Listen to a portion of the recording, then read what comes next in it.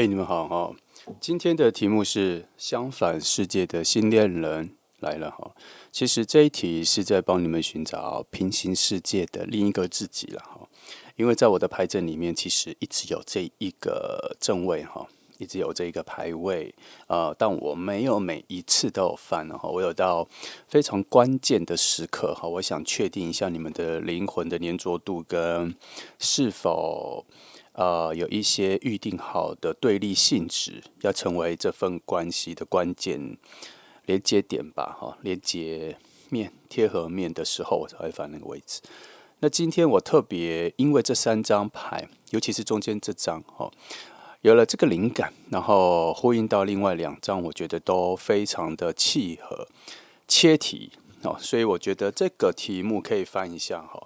那这个题目有一个取向，它有可能会更接近灵魂伴侣这个角度哈。那灵魂伴侣有很多的定义，灵魂伴侣有的时候都包含着一个恋人关系，但是在更多更宽广的定义是超越了恋人关系。好，所以但我还是会以找到新恋人的角度来做一个开头。跟一个整个故事的开端的能量来去寻找哈。好，那这就是今天的三张牌哈。我想你们应该已经决定好了哈，那我们就开始喽。好，那我们就先从选择第一号牌的朋友开始哈，这是1号的牌哈。好，来，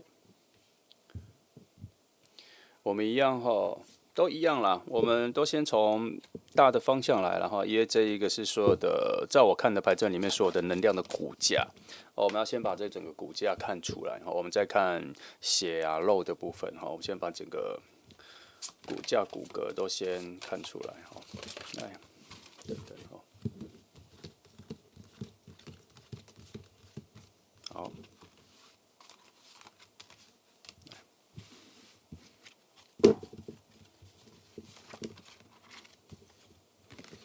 骨架这里正逆位没有差异哈，那只是想把它的能量打散一下哈。来，好，我们一样先把金星能量翻出来，刚才逃走了，来这里先。哦，在翻开这张世界牌的时候，其实我有一闪而过命运之轮牌哈，所以我认为你们应该差不多走到了两个世界的最接近的那一个面了哈。你可以把这两个世界当成是湖泊的两面哈。那今天难得靠近湖泊的时候，你才能够看清楚自己，才发现另外一个自己其实是另外一个人哈，另外一个你相似的人。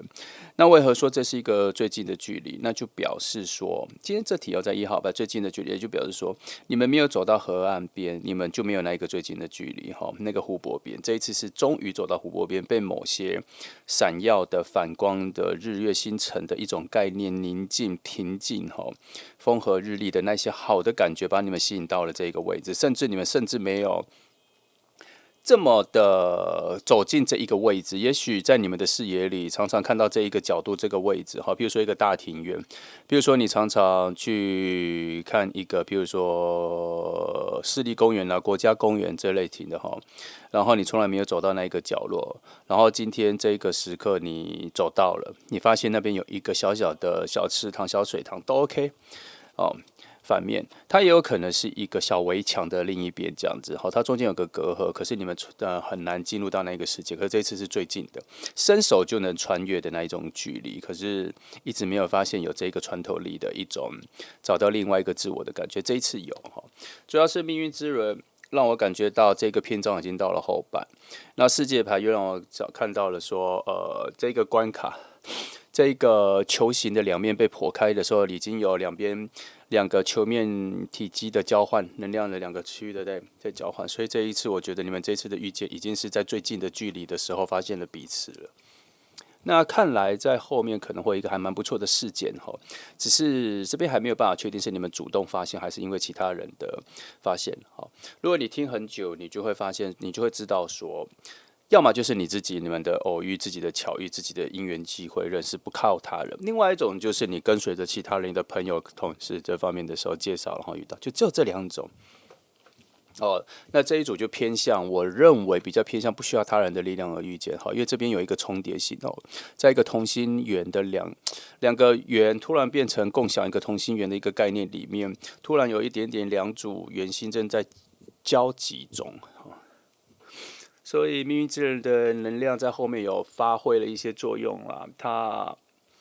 带来了一种镜像的木的能量，木跟土能量，土星木星的能量都有一点把两个人的能量都拉近。我看一下土星木星能量在什么方式，因为它有很多的协力、关照、学习，是两个能量已经有一种各种情绪、风水火土的各种情绪的交流了哈。那以各种星座来看的话，它都已经有一种眼神看到彼此哈，然后有一些合作跟平等能量也都出现哦，然后还甚至散发出一种关心、体谅、公平的一种交流感，所以我觉得。这份最近的距离产生了效果，产生了效果。虽然效率不好，所谓效率不好，是因为我觉得他走了很久才到了最近的距离。可是，一接近的时候效果就很好。也就是说，你们遇见的时候，感情的那个能量爆发，我觉得算。目前我翻开这张的瞬间的直觉是非常好的。好，来，我们把其他的看一下。好，你看出了什么？出了什么？命运之轮，知道吧？这就是占卜，我觉得最吸引我的地方哈。有的时候你还在讲这章的时候，你就已经知道会有命运之轮，你就已经知道。我刚刚是不是说翻这章时就已经感受到命运之轮的影响了？所以我就把命运之轮的东西都一起把它讲进，翻开就是命运之轮了哈。哎，这就是我最喜欢它这占卜吸引人的地方就是在这里了哈。当你用很强烈的直觉，我去直觉感受。直觉不挑选不挑剔不理智不筛选任何讯息的时候，来去努力的共感选择1号牌的所有朋友的一种概念的时候，就在翻的时候就有命运之轮的讯息，所以要用这样子不筛选的方式去把讯息连续的快速的讲出来，它就会有这一个对应那我是希望会出别的啦，这样我才可以把更多的讯息告诉你们。可是他出了命运之轮，表示有一半的讯息我已经讲完了。没关系，我把命运之轮在这里出现的时候的一些讯息告诉你们哈。连结会比我刚刚讲的更强，甚至会有一些比较戏剧性的预见，会有一些比较 drama 的电影式的。影集式的遇见，不可能的巧合的巧合性有拉高了哈，因为幸运值偏高了，所以任何巧合的发生率都有点会偏高。怎样的巧合？以陌生人的遇见，甚至连去排队买咖啡，你都会跟他对上话，很奇妙的哦。甚至就像我今天做Uber， 可是 Uber 太贵了哈，可是刚好出现一台计程车，我就拦了计程车，我就不做 Uber 了。偏偏这个司机跟我正在关心某一件事情，我只是随口讲了，没想到他非常认真的关心那件事情，我们就聊了起来。这个巧合，这样突然我就跟这个司机有非常深刻的连接，觉得在这个大都市里面，有一个人跟我一样非常关注一个这么小的事情，而且还深深的有感，还认同。要不是这一段路程就只有5分钟，其实我可以跟这个司机聊更多我的发现，还有他的发现的跟我的交换。可惜就只有这短短的，所以他这一题也有这样哦。你跟这一个人的这种绝对巧合性还蛮高的，毕竟你们是另一个世界的自己。因为今天的题目，如果我写说遇见平行世界的另一个自己，这个在我的那个影片上面的那个封面太长了这句话，所以我就把它简化说怎么讲？相反世界的新恋人，我要讲它简化这样。可是其实我要讲的是，你们真的会遇到一个另外世界的自己，所以你们在遇见的时候，那一个各种能量的完成度都很高。各种能量完成度都很高的意思是说，也许你是火风能量，也许它是土水能量，那就表示你们各缺少另外一半能量。可是我说的这个完整度很好的是，你们已经预留空间了，预留了对于自己的缺陷和自己的优势可以有弹性、缓冲与他人相处的那个空间，然后你们在遇到的时候就会成为一种吻合，它不一定是互补，但是会一种吻合，节奏上、情绪上是平稳的。对彼此的探索未来性，因为有所差异，产生了很正向的好奇心，这边的话题会不断，想讨论的东西会不断，想去的地方会更多。这就是我说的这个命运之人来的之后的后半。那个幸运值已经很饱满了，只是要进入后面的篇章，就是你们缺少的篇章的吻合的篇章哦。所以巧遇是非常容易的，所以我才一直说，在这里看出来说，你们自己发现彼此的能量也很强。他有可能是工作上的第一次认识就很投缘或是在一个环境里，譬如说你们都在同一个商业区工作，或者同一个百货区、还商业区。反正不管或银行区这样，很常在买午餐的时候遇到，可是从来没有说过话。那这一次非常近了，不知道心里哪来的正能量爆发之后，就开口说了第一句话，就聊起来了。他会从一种很奇妙的熟悉感里面，自动把这个救生索、独木桥、吊桥、稳定的桥就打起来了，瞬间就打起来。这是你们两个的连接所以选1号牌的朋友，不要排斥跟任何人。你是被动的 ，OK， 不要排斥陌生人的对话在这一组能量上，尤其好感不断的瞬间好，来我们把其他的东西翻一下。好，这里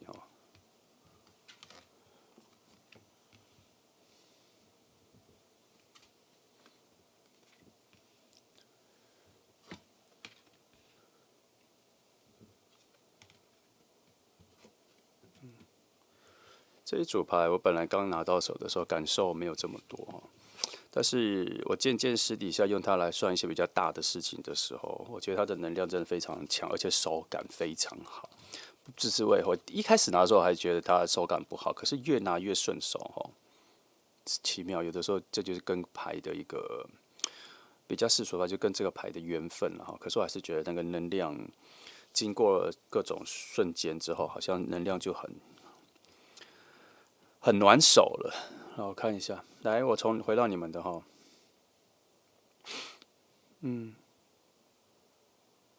心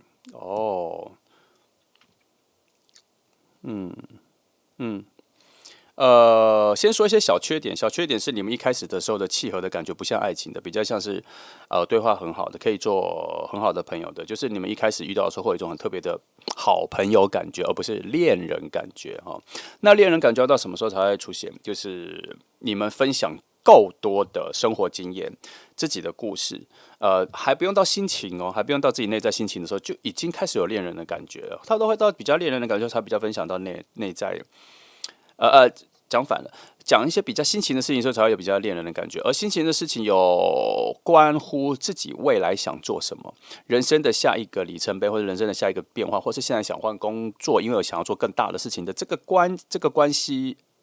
的主题开始出现的时候，才慢慢的走到恋人的方向还有你们从一开始遇见的时候，你们释放的能量就已经在往要促成爱情的路径上走了。只是你们会慢慢的发现，因为它还在炼成中，它是一个比较炼金的过程。它还在你们遇到的时候，才刚开始熬煮这一个汤，刚开始。有些人的遇见是两个人都已经熬完了汤，就等待爱情出现就爆发。很多人是这样遇见就要爆发，可是你们是遇见了之后才知道要熬煮什么样子的汤。换成炼金的角度，就是说才知道要丢什么元素进去。要丢蛇，要丢各种蜈蚣蝙蝠、骨头这些，然后比较暗能量的话是这样，遇到时候才知道，那个灵感才会出现那你们的相处很特别，你们会一直在讨论很多议题、事件、生活、金钱、事业、人际关系，各种周遭所有的事情的对话不断的相处里面，感情越来越好。感情会越来越好，充满着不断更新跟不断往上加分的知性跟智慧的对话，这是你们两个相处的。那这个位置按这个位置的话，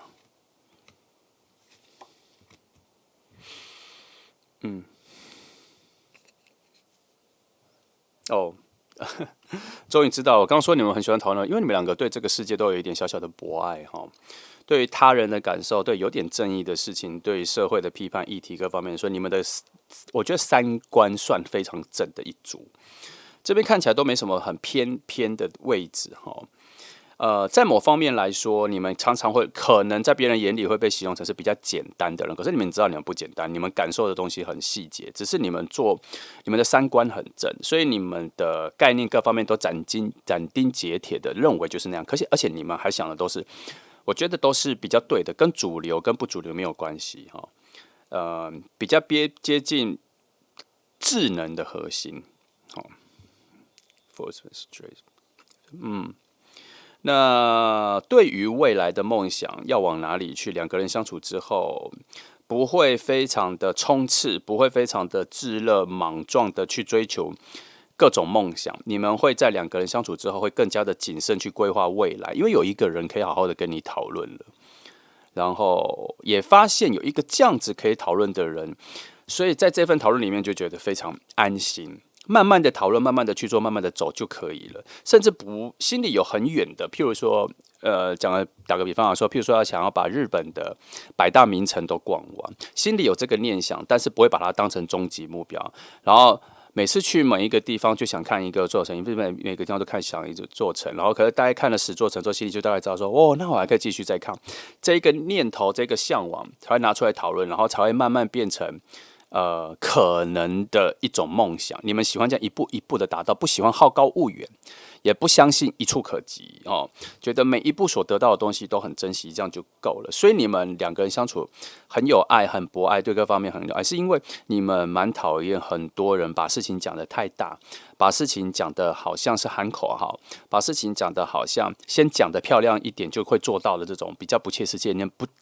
你们心里也希望能走到那一个完美的人间天堂，可是你们不相信它是今天讲明天就有的。你们相信有很多的流程，你们很扎实的喜欢这样慢慢的过。好，也可以算是说对于小生活的敏感度非常高，所以你们蛮珍惜生活里面很多不能说小的快乐，而是你们对于当下比较有感，但你们不会。常常强调要活在当下，这是完全不一样的哈。你们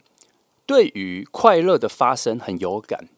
但是你们不会一直强调要珍惜，这是完全不同的智慧哈。你体会一下我说的哈。好，因为有的时候过于强调某些东西，表示心里过于缺乏，所以你们不强调，表示你们一直都很丰沛富足。今天只是这里被讲破了，其实不需要讲破，反而讲破有一点坏现象，就是你会觉得说，哦，原来是这样吗？那个概念会换，可是其实你们很快就会回复到，觉得其实我也没有觉得这有什么很大不了的，就每天都有自己喜欢跟不喜欢的事情发生，但都不影响我在这个人生里面的舒适度，慢慢走的舒适度，这个是你们两个人相处的时候一种很美妙的事情。所以你们两个在互相讨论很多东西的时候，生活的东西的时候很快乐，因为你们每讨论一个东西，都觉得好像挖掘了一个新的东西，那就代表了细节里面那种小生活的小快乐。哦，挖掘到了，知道了，总比不知道好。挖掘到了，知道了，就觉得好有趣，世界又多了一个花朵绽放。好，我再看一下其他的。但是爱情就是没那么快了哈，你们爱情要慢慢的。虽然你们一开始相处的时候，确实是有爱情的感觉有跑出来，有哦。可是它慢慢就回到另外一种我刚说的小生活里面哈。好，觉得这里讲的蛮多的，也差不多哈。我看一下，好了，我觉得大部分人都讲了。来，有一个东西啊，该翻了哈。你们在相反世界的另一个自己的这一个角度来说是超级协调的啊，这个前面已经都被我讲到了，结果他又翻出来节制牌在这个位置，所以完全是为了协调而出现的，为了吻合哈，而不是互补哦，或两个能量为了吻合哦。互补的意思有点像是天生缺少而搭配到，你们两个不是，你们两个是有可能在未来相处的时候，会学会让自己的四方能量都在25、25、25、25。现在可能就是火风各50，另外一个00这样，然后另外一个可能是水土各50，另外00，好像看起来是互补，没有，你们两个会在调和之中，就学会了自己身上40人就25、25、25这样，然后两个人在做一些融合跟调配，所以你们的相处是柔软的，而不是硬生生的缺点永远摆在那里。会做调和，会做调整，所以相处起来是非常舒适、自在、慢的情绪平稳的。但是这个情绪平稳的那个缺点就是，连快乐跟嗨的程度都不会那么高。你们已经觉得很高了，也许已经都觉得很澎湃，对别人来讲就是还是算平稳哦。好，来，那这里先到这哈。好，最近第一副牌都能讲那么久哎。好，因为翻第一副牌的时候，正是我的那个直觉清空的阶段哈，所以后面比较细节的牌就是要把一些杂质跟一些，就像我刚刚说的血肉的位置把它翻出来。来给你看，你们两个是哪两种心境的遇见哈。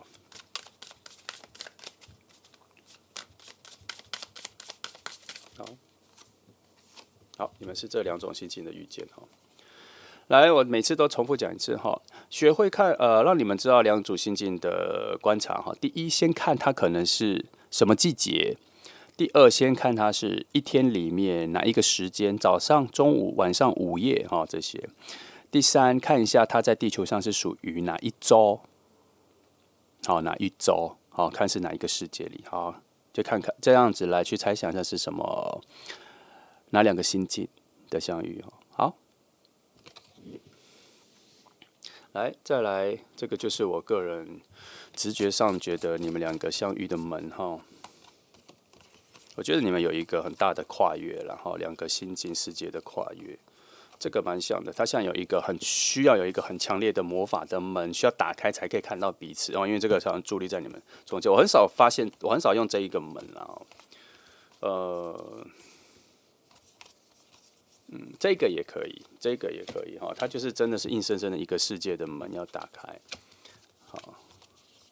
我觉得就这两个门里面其中一个，但我觉得两个都可以了。好，这是两个遇见的，也许你们就是两个世界所看到的门不一样，可是我觉得这两个非常相近哈。然后这个门一打开之后，两个就遇见了彼此，两种世界，我觉得这还蛮吻合的。好，再来我们来看生活上的哈。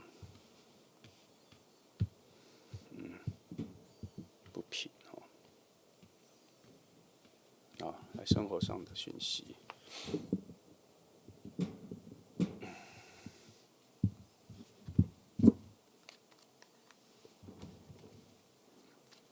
对，首先你们遇见了吗？在我刚刚第一组牌看，我是觉得还没了哈，因为我对于已经遇见后的能量波动没有任何直觉出来，但还是看一下，看乌鸦讯息怎么给。乌鸦看的角度跟我的偏接近，好，因为我本来就不是我是比较按物质感受的人哈，看看他是不是帮我补齐了我的想法。这个怎么翻？它都一直亮了，翻这个。好，那其他先翻完。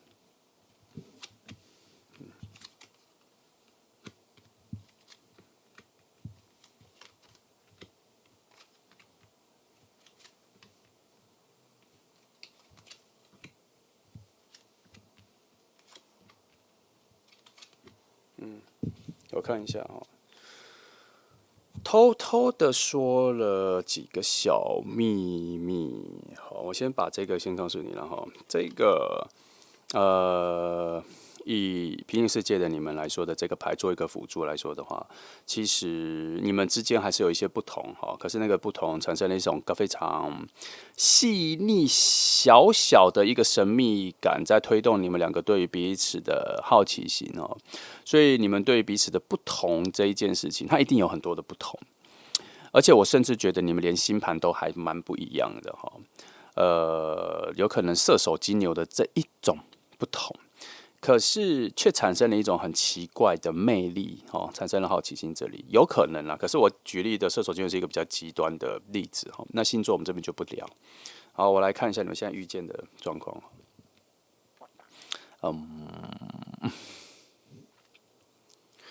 我先说是，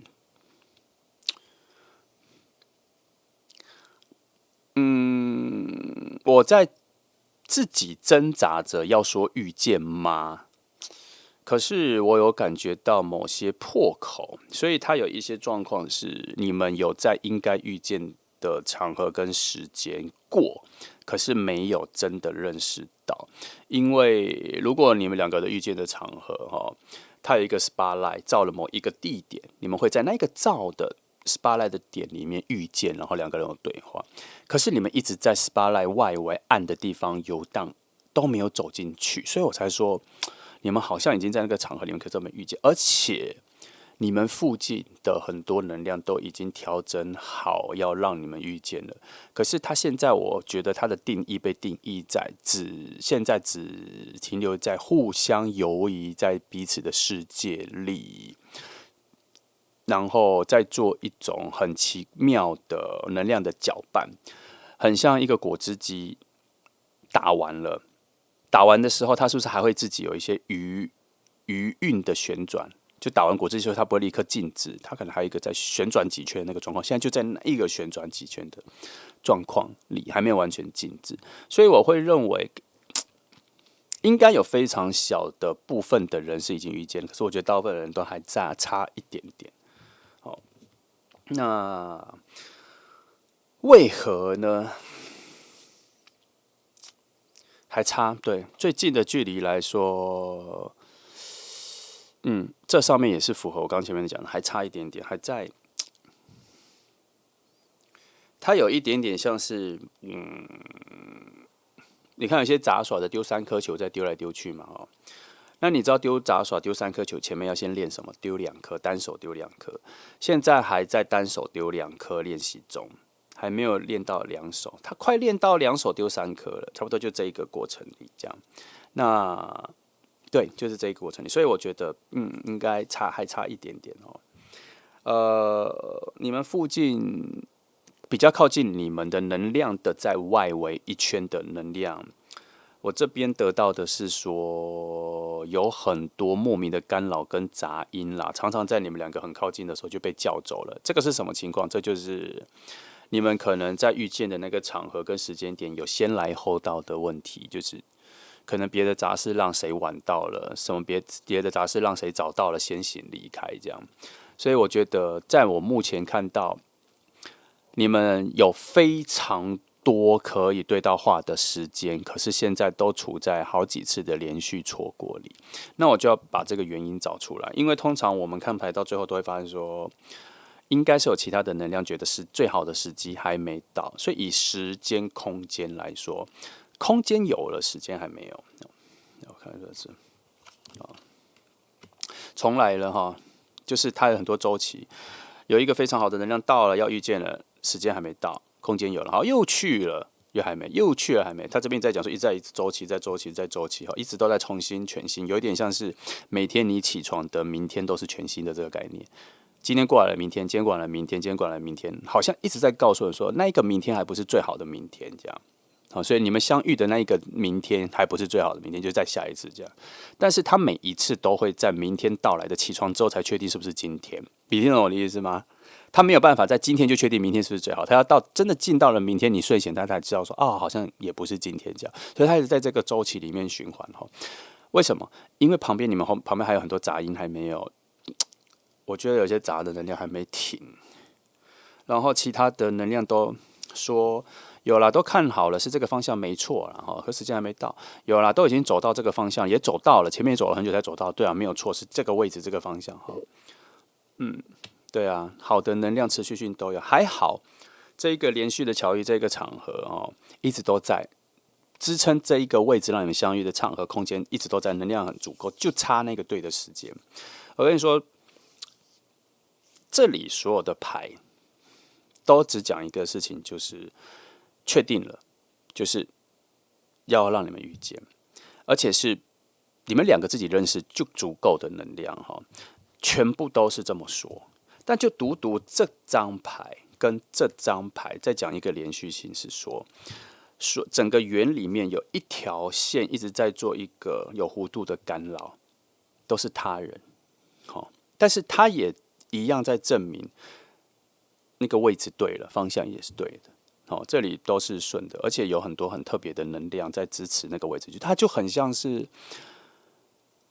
一个表演，表演者、时间各方面、场地布置、客人什么什么都已经弄好了，全部都弄好了。就是很奇妙的是，一直没有公布要表演的时间，就是这样卡在这里。那这个我先从比较深的定义去看一下为什么啦，我们再看细节。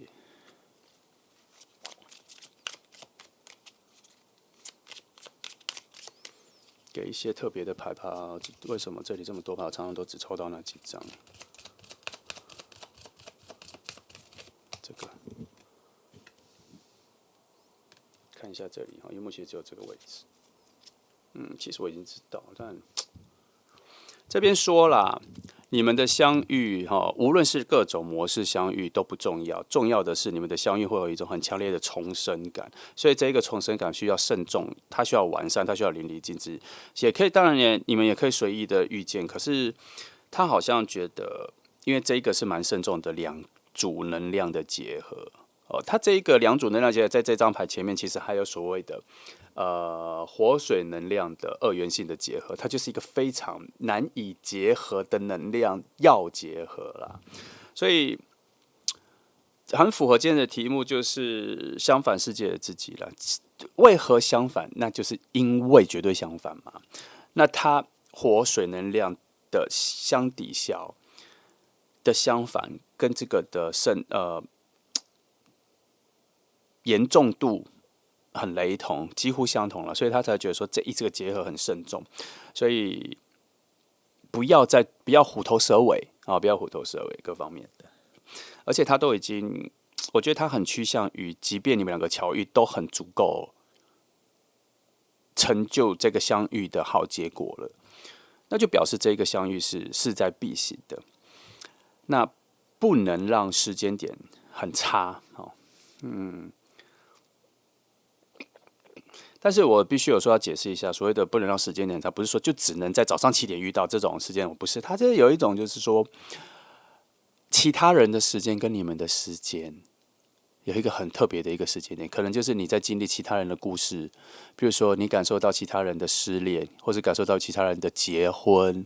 的那一种爱跟不爱的失去的感觉，会去影响你内在的心境的那个时间，或是影响到他。然后这个内在的时间酝酿的时间会走到你们两个相遇的时刻，然后都刚刚好要在那个时候遇见才是最好的，是这种时间好，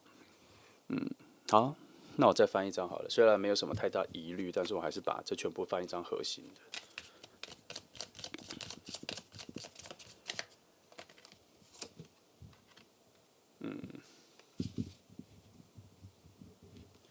他说。原来他说现在有一个盲目的直觉在干扰盲目的灵性在干扰。我想他的干扰应该是说，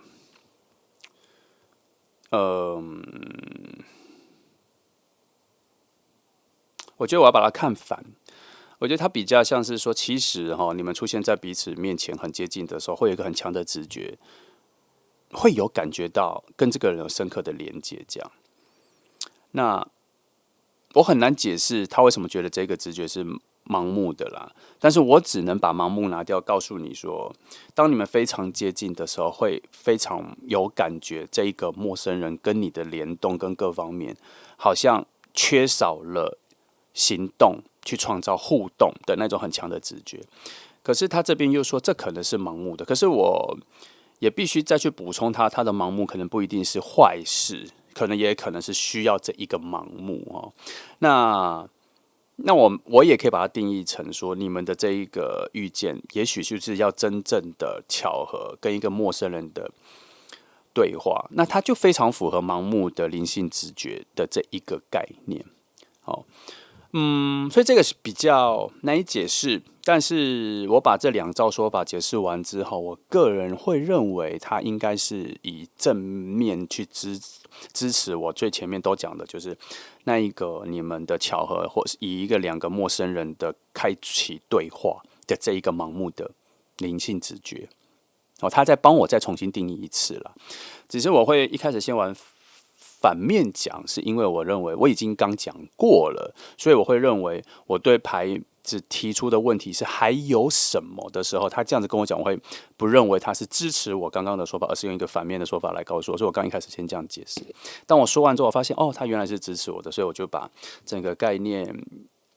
都告诉你哈。好，那看来这里以定义上是没有问题了。来问问看，恶魔的讯息有没有把更深层的整个现况讲出来哈？问他两个说为什么还不是对的时间或是好的时间啦？来，第一章，第二，第一章说以能量的角度还在好奇。这什么才是好的时间？那这就是我们不受控了。他表示他们也在寻找中了哈。第二个来说，目前杂质杂音，我刚刚说的一些外围的杂音杂质中，正在安静静置中。两个讯息，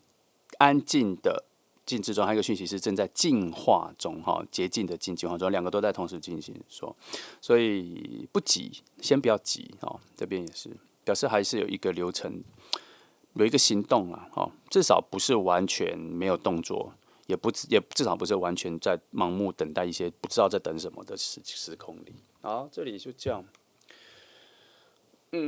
来看一下你们两个灵魂的部分哈。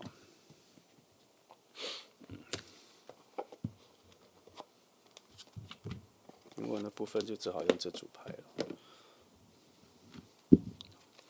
我来看，确定一下后面灵魂的部分。我这就不要翻太多哦，我翻几个重要的就好了。这样子也翻很多。好，你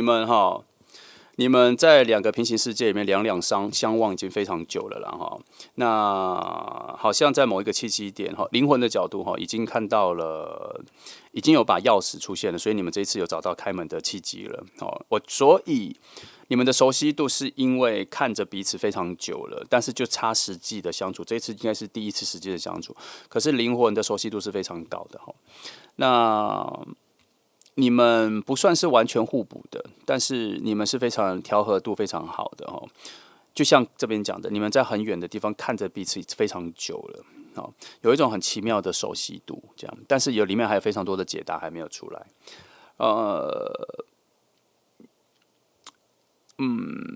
你们初期，会蛮善用你们的好奇心去挖掘你们的相同跟不相同，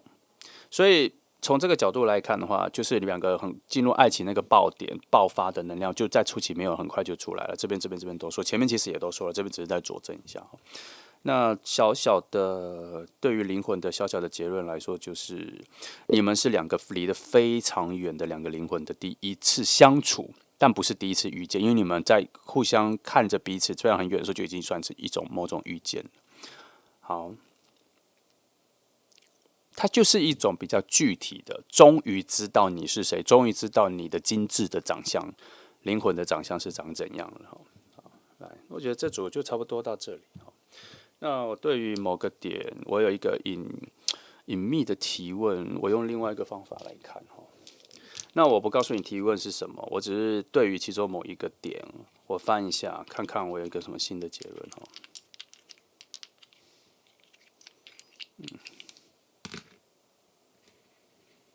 就是这样，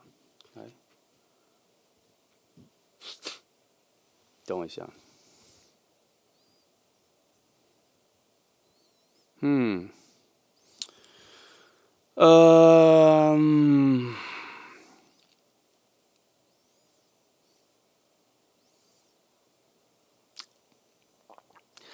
你们遇到的时候哈，对彼此的好奇心很强，然后对彼此有一种很热情的想法、喜欢各方面都会在初期都会很多。可是如果你们前面的这一个相处花的时间太长，都没有进入真正的生活，或是没有一起旅行，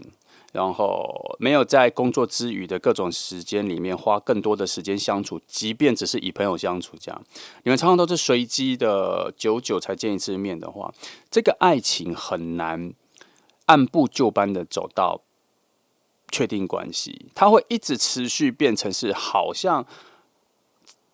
知心朋友还不到好友，好像灵魂伴侣，但是透彻度、内在的深度一直都不够，它会变成是说你们两个的生活感没有分享哈。所谓的生活感没有分享，就是好像见面聊天都讲别人的事，或是都讲一些概念的问题。世界的议题什么？可是都是别人的事，都是概念的事，都没有再讲到你们生活的事、家人的事、工作的事、现况的事、内心的事、生活小事、大大小小的事情都没有再往那边讲，他就缺少很多生活感，他就只是一种两个完全不同世界的分享而已，他就会一直停留在朋友这阶段，所以这里看得出来你们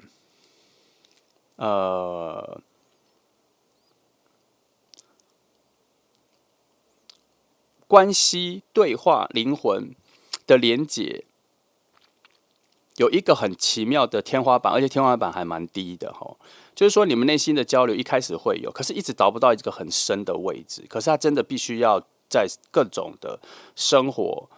相处的频率变高之后才会出现。那它的我这边打个比方，就是生活里面见面的次数要变高哈，然后不要都网络上的，要常常要见到面，然后可能要有一起去旅行，小的旅行、大的旅行这些都可以，以朋友的关系都可以，要有很多生活细节的交流跟互动，才会创造出水能量走进去有爱的，不然它就会一直都变成是我刚刚前面讲的，好像很多花的好朋友会一直停留在这里，都没有往前。好，这是我对于这组牌一直有一个小缺口的疑问哈。我这边看到就这样，好，不知道这提醒可能是后面的了，但是这个提醒这样出来，表示在一起的几率高，但是很怕这一个会变成是一直，应该说遇见的几率高，很怕会一直这一个关系会拖泥带水到进入确定关系前拖太久。那他拖太久的结果不一定说不会成为恋人，而是他有一个很最好的浓度会被你们蒸发掉、挥洒掉、蒸馏掉，就没有那么有感了。好，那好，旅行很重要，然后只能说，好，这组先到这哈。好，那我们来看一下时间点哦，每次最后这两个时间点看，来。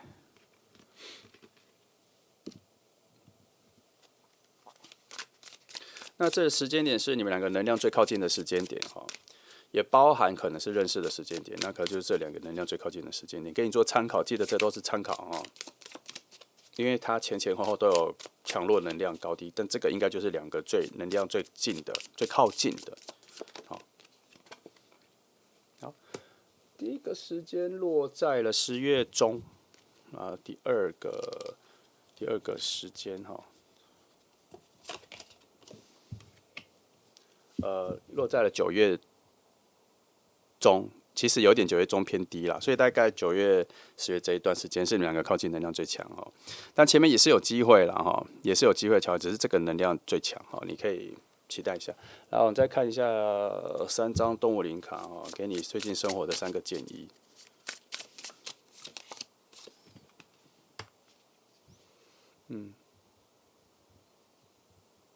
怎么有点忘记哦？这张牌它本身已经是力量哈，所以它又连接，我觉得它又连接到塔牌的力量牌哈。可是我觉得这一张牌翻起来是温的这样。他在提示说，你最近有一点点妄自菲薄，有一点点小小的自卑，其实不要哈，因为你只是有点忘记你最有能耐、最能够展现自己的那一个 pure 的心情，最近要把它想回来哈，想小时候一点，想小时候一点，小时候你觉得自己能做到什么事情，你就会全力以赴那感觉哈，不要因为社会化了，或是经过很多的挫折或是自卑感的在心底，让你忘记了其实你有这个力量哈，其实你有了，最近在提醒你这件事情。来，这边说最近有一些时间跟事件的断点，然后要跨过去就赶快跨过去，不要再拘泥比较旧的感觉或者旧的东西，不要把拘泥于旧的感觉当成是一种珍惜哈，有些东西要跨过就跨过。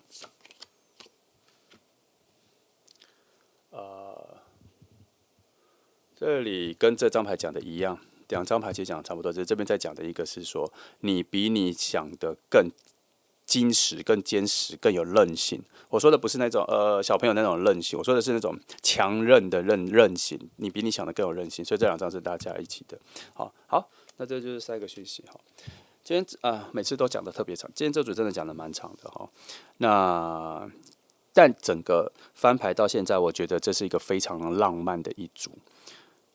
你们连遇见，我觉得连遇见都很浪漫，因为我到现在我都还看不到有其他人的当你们两个关系的串联搭桥完全没有出现，反而其他人的讯息都是嘈杂的。这样，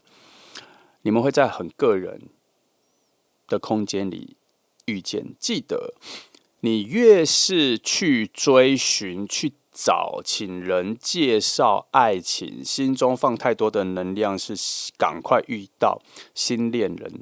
这个概念有的时候反而会起雾，反而会让你不在大部分人的视野里。有的时候要更进入一种无我的状态、无所求的状态，自己跟自己在一起的状态的时候，你的魅力跟彰显度 spotlight 才会照在你身上。这个有的时候跟我们所讲的，你跟宇宙下订单找到恋人看起来有点背道而驰。可是这差别在哪里？你外显了，还是你内化了？是不同的哦，你体会一下啊。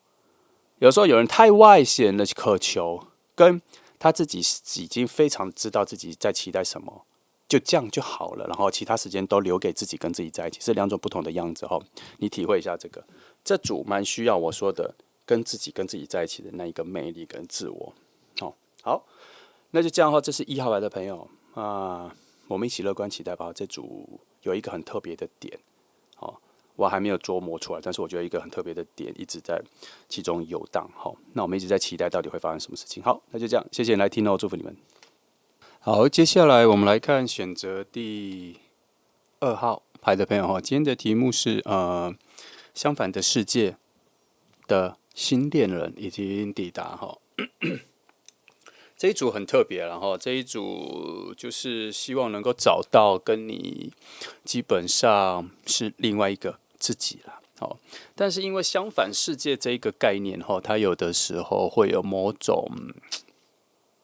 很奇妙的结合。它不一定是互补，而且它几乎不是互补，它几乎是跟你一样，只是它可能会是来自不同的故事或是经验，它就会变成是一种分享好像也没有要补齐你它就是会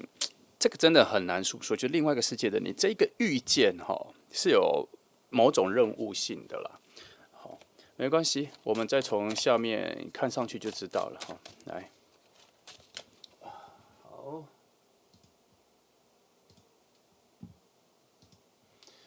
看一下来，我们一样先从这边先把某几个重要的新的能量我先翻出来给你们这里去特了水思考来，我们一样先把金星能量翻出来，因为它那个是表达情感最重要的一张牌。来，很特别其实我还蛮少从金星能量看到翻出这张牌不知道为何我很不常啦，但是也没有完全没有，所以它出现战车牌都会让我觉得说，最近还蛮常翻到的我突然又记得了，你们走了很远才遇到，所以原本在灵魂的距离来说，从这边的直观来说是不在附近，应该是完全不同的象限。所以经历过的人生的经验跟背景啊，学校交的朋友的种类啊，或是父母的性格各方面，应该都会完全不同。但是你们的人生很奇妙的是，都在往同一个方向走。譬如说事业，都想成为什么样子的人，在什么行业里工作，这个就很接近了哈。所以在这里来说，我会觉得某种跟战车牌没有关系的土能量，应该有跟随着你们哈。然后，我不认为你们的这一个相遇是因为你们的人生做了非常多随机的决定，而是你们人生有很多慎重的决定，然后让你们走到这个位置的。所以当这一份感情出现的时候，会有两种可能性：第一，会完全符合你所期待的恋人的状况，但是我觉得今天2号牌的比较像是遇到这个人的时候，会有一种冲击性，会有一种完全意料之外的预见。我很难说为什么我从这张牌看到啦，可是，在顺着整个讯息的语言讲下去的时候，他确实在几条路径上是选择了这一条路径哈。这个我要从旁边翻才会知道。那我这边觉得你们的第一次遇见会有很奇妙的第一份感觉，它的那一种特殊性。不会因为你们知道了彼此是什么星座，这种来惊讶，而是一开始讲话的时候就有一种你的人生的资料本或是资料库里面没有过的一个模式。可是，在你们对话里面又有很多的相同，就像我跟你们说的，你们对未来的想要走去的方向、想要做的事情这样。那它蛮像你人生想要再过得更好，想要再更进阶，想要在自我实现在更高等级的时候，遇到了一个跟你完全不一样的人。可是你们看的未来世界跟下一步，甚至你们本身对事情、对世界、对自我的期待有一种新的远见，然后在埋藏在心里，还不愿意跟别人说，或是还不知道怎么跟别人说的时候，却出现一个跟你很多方面都不太一样的人，却完全听得懂跟。也可能比你率先把这一个远见跟向往先说出来，而你反而变成一个跟随者，而你反而会有点惊讶，说：“他怎么把你心底的某些向往，或是念想，或是你看得远的那个位置、地方、地点、小梦想、大梦想这些，把你的那个方向性讲出来了？然后你会觉得他讲出来的时候，或是你讲出来的时候，有一条通道的门打开了。”然后他好像比你早进去，或是他要比你抢先进去的那个感觉。那一条路，那个路径，你身边有很多朋友或什么，你可能都不太说，因为你也都还没确定。但是你大概知道那个方向，中西南北大概知道那个方向。所以这个人会出现的时候，你会蛮意外，好像就如同今天这个题目，另外一个世界的自己，新恋人，他比较不像是你的双胞胎，他比较像是。也有一点较劲的感觉，想说怎么会有一个他的出现在某一种比较小我或自私的角度，你会觉得说自己突然没有你以为的那么特别了。可是我不觉得这个找到的是一种负面能量的消减，反而是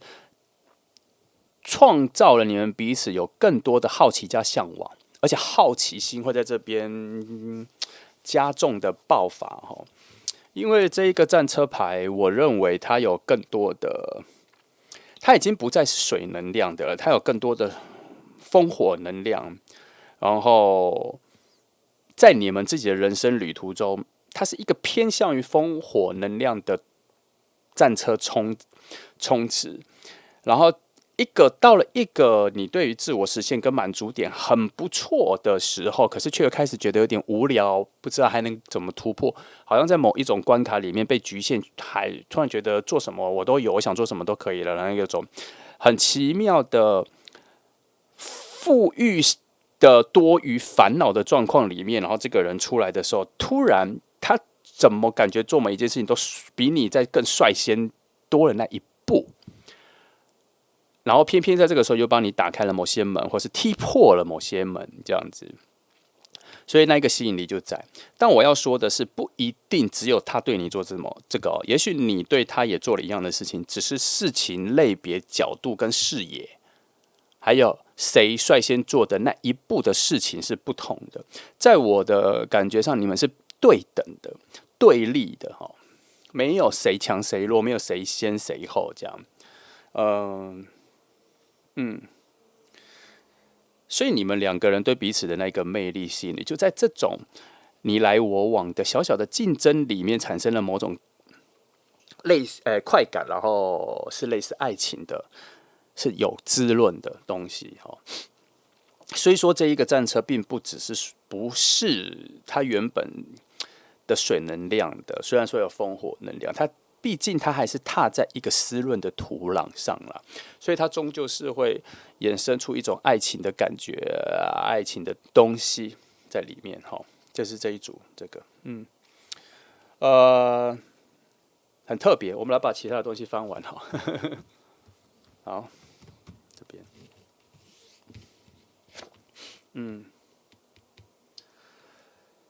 果然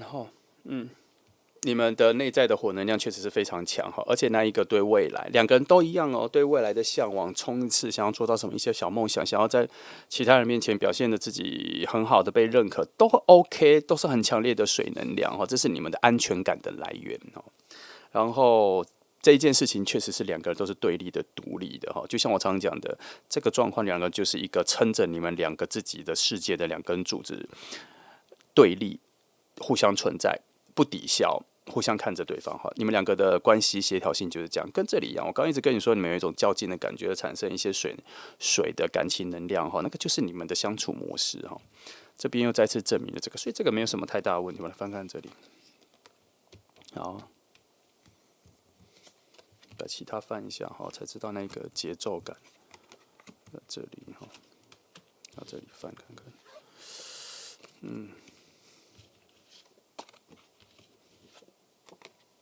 好，再来是不？好，你们相处，如果啦，你们真的在一起，就算不在一起，有的时候我说的在一起不一定是恋人关系，就在一起比较高频率的相处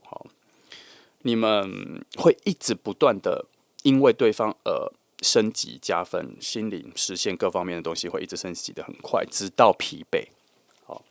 只要你们对于自己的各方面条件、人格、内在想做的事情、梦想，一直有一种渴望，想要再更多、更多、更多一直喂不饱自己的时候，你们两个只要在一起，就一直往上升、往上升、往上升，直到累了。我会一直讲这一件事情，是因为我没有觉得你们的火能量是互通的、分享的，就是说你们都只用自己的火能量，这一点是你们没有连接在一起的东西，所以你们各自在某个自己的世界或自己的自我实现的地方，把自己消耗完的时候，你们会到某一个停滞期。那这个停滞期有可能会变得比较柔性的，会变得比较水性的，你们就有开始相互依存、依赖，跟找到如何互补和资源的状况。但到了那一个位置之后，你们的关系就会比较偏向爱情上的发芽，也就是说，自己很自我、很个人的东西，慢慢的就会减弱啦。讲最白话一点，就是你们两个相处久一点之后，自己就会越来越少了啦。你们以为很多，其实已经比当初认识的时候少很多了。那你们就需要有新的梦想、新的相处方式、新的关系。好，还好，到了确定爱情前的这一段路上，你们因为一直在升级嘛，所以你中间还交换了非常多的新的智慧，所以你们应该会因为两个人的人生经历跟接触不同的故事之后，会有两种不同类型的智慧的相遇之后，然后你们会创造某一种类似的智慧的第三条路的逻辑，就变成说你们两个是同一队的，你们两个枪口一致对外的那一种新的处事逻辑，但是你们还是会保有自己的观念，可是那个是在自己的世界里，或是在你们彼此不相干的工作领域或是朋友圈里面才会用的。可是你们两个只要在一起的时候，就会有属于你们两个自己一致对外的那一个新的逻辑跟智慧。那一个是更高深的、更好的、更能够互相依赖的自我比较小的，是一体的，是1+1等于1的那一个状况哈。那如果你们要讲你们两个相处的缺点，我觉得有点太爱去辩论，或是辨识，或是看清楚很多不需要拘泥的小细节啦。有很多东西可以略过，就比较轻松了。可是会花太多的时间去把每一个小细节都看清楚。这就是你们两个的小缺点，而且两个人在一起都有自己在意的小东西，两两相乘就变成是很多的东西这样。但是这边还是看得出来，到后来这个又会消落了，会慢慢消落哦，不用紧张，会慢慢消落。因为我说过，你们两个是两个独立的柱子的两对望非常久，这个柱子有一天会忘记你们是各自站在一起的，你们会在乎的是你们两个是撑起某一个屋顶，最后那个屋顶是变成你们的共识，所以那些小细节就没有那么在乎了哈。在一起之后，对于共有的东西的眼界会比较大，但是那个真的要到后面，你们两个已经变成很像在一起了，或是到确定关系，这组会有很明确的确定关系的那一个时间点。好，你们的安全感没有在确定关系这件事发生。没有这一个确定关系的这一件事情，那之后那个安全感不会出来，因为它比较像是又确定了第三根柱子在哪里的一个概念，你们要把那个东西看清楚。再来，好，各方的力量都有了，火能量还是很多啦哈，但是都还是除2，因为你们都没有在共享哈。不过真的到后面，当然要到比较后面才有。那属于你们的比较好的东西，尤其是灵魂的收获的哈，内在的哈，分享内在的，然后灵魂的交流哈，这些也是在比较后面会出来，初期比较没有。你们谈论彼此的事情有顺序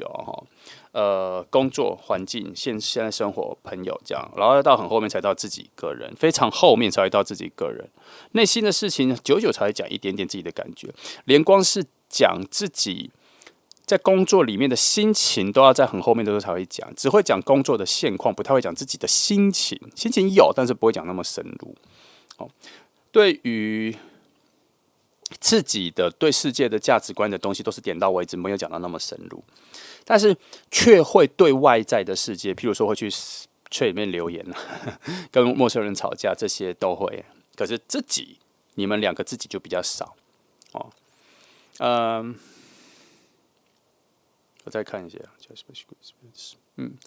你们心灵升华的节奏确实是慢的了哈，这里这一条就慢了嘛，所以没关系啦，只要在一起够久，就你们两个的灵魂各方面会找到一个全新的出路，然后灵魂的状态，甚至有很多你们内在的默契都是不言而喻的，不需要多说什么，就是达到高超的默契跟节奏感，还有你们的行为模式、时间感，到最后都会到差不多的位置。主要是因为你们很常有一些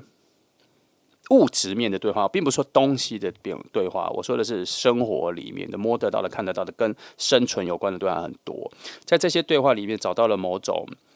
生命的默契，而不是里面的灵魂的默契，是生命活着存在的默契。如果要探讨在更灵魂的东西，我说过在比较后面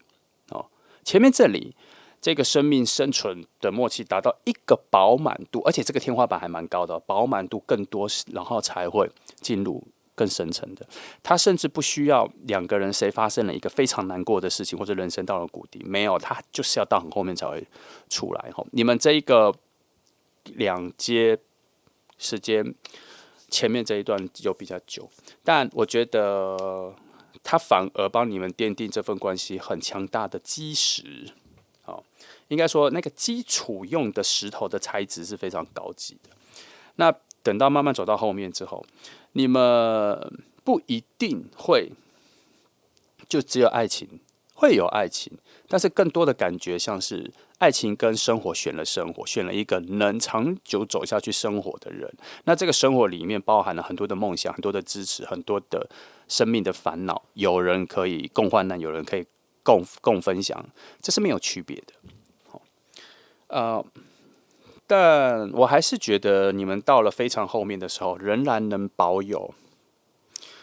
仍然能保有非常自己、非常自我的空间，不会互相要求。我很常翻到这样子的人，因为我本身很向往这样子的人在爱情里面，我很希望你们遇到这样子，就是不会互相约束，很有自在的空间，然后充满高度的信任的这样，所以我很容易感受到这样子的能量的靠近。那我觉得你们这一组确实有这样，你们就算是住在一起了，你们还是给自己非常大的空间，而且是一种高度的信赖，而且对彼此的所有的习惯作为都很清晰，而且这个清晰、很理解、感受力很强、很透彻，都是在一个高度的信任跟安全感里面所建立的。因为你们在原本一开始在成为两个柱子、独立的柱子两两相望的时候，就已经建立了这种互相不干涉的信任，却包覆着共同的任务的感觉，已经非常长久了啦。好，来再看一下这里，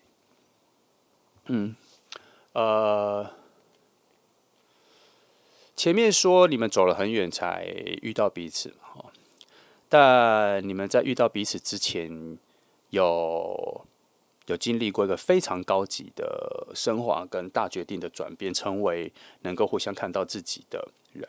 也就是说，有一件大事情，两个人应该都有，让你们在人生上做了一个很大的抉择之后，你们才真的才会看到自己。那个时间点，应该是你觉得你人生终于做到了第一个类似梦想的事情。你成功了，你有一种我终于有做到了的那个感觉，在生活或是工作上，或是自我成就上面有，然后到了那个时候，两个都进入了那种能看到彼此那个阶梯了，我不想说等级了，反正就是那个阶梯，大概是这样，所以才会要走得很久了，好，因为走到这里。我是认为你们两个人书写你们两个人的故事的篇章才开始，因为你们后面我这边看到你们后面有很多更高级的任务要一起协力完成啦。好，大致上是这样啦。这组我觉得对于智能跟智慧的要求来说，智能这件事情比较多智能的话，为什么不是说智慧？智能的话就是比较多的是判断整个事物的一些务实的判断它跟你要去理解什么更高远的智慧生命的智慧，这个比较远一点。你们更多的是怎么生活有一种 street smart， 就是大街小巷里的生存法则的这种智商我比较喜欢讲智能，这个你们对彼此要求比较高了做人处事、对待别人的礼数周到这些的要求比较高。好，那大致上是非常协调的一组，但情绪并不一定是那么稳定，但是是非常协调的一组。好，大致可以了。好，来我们来看一下后面。来，我们来看一下，翻一下是哪两种心境的相遇来，好。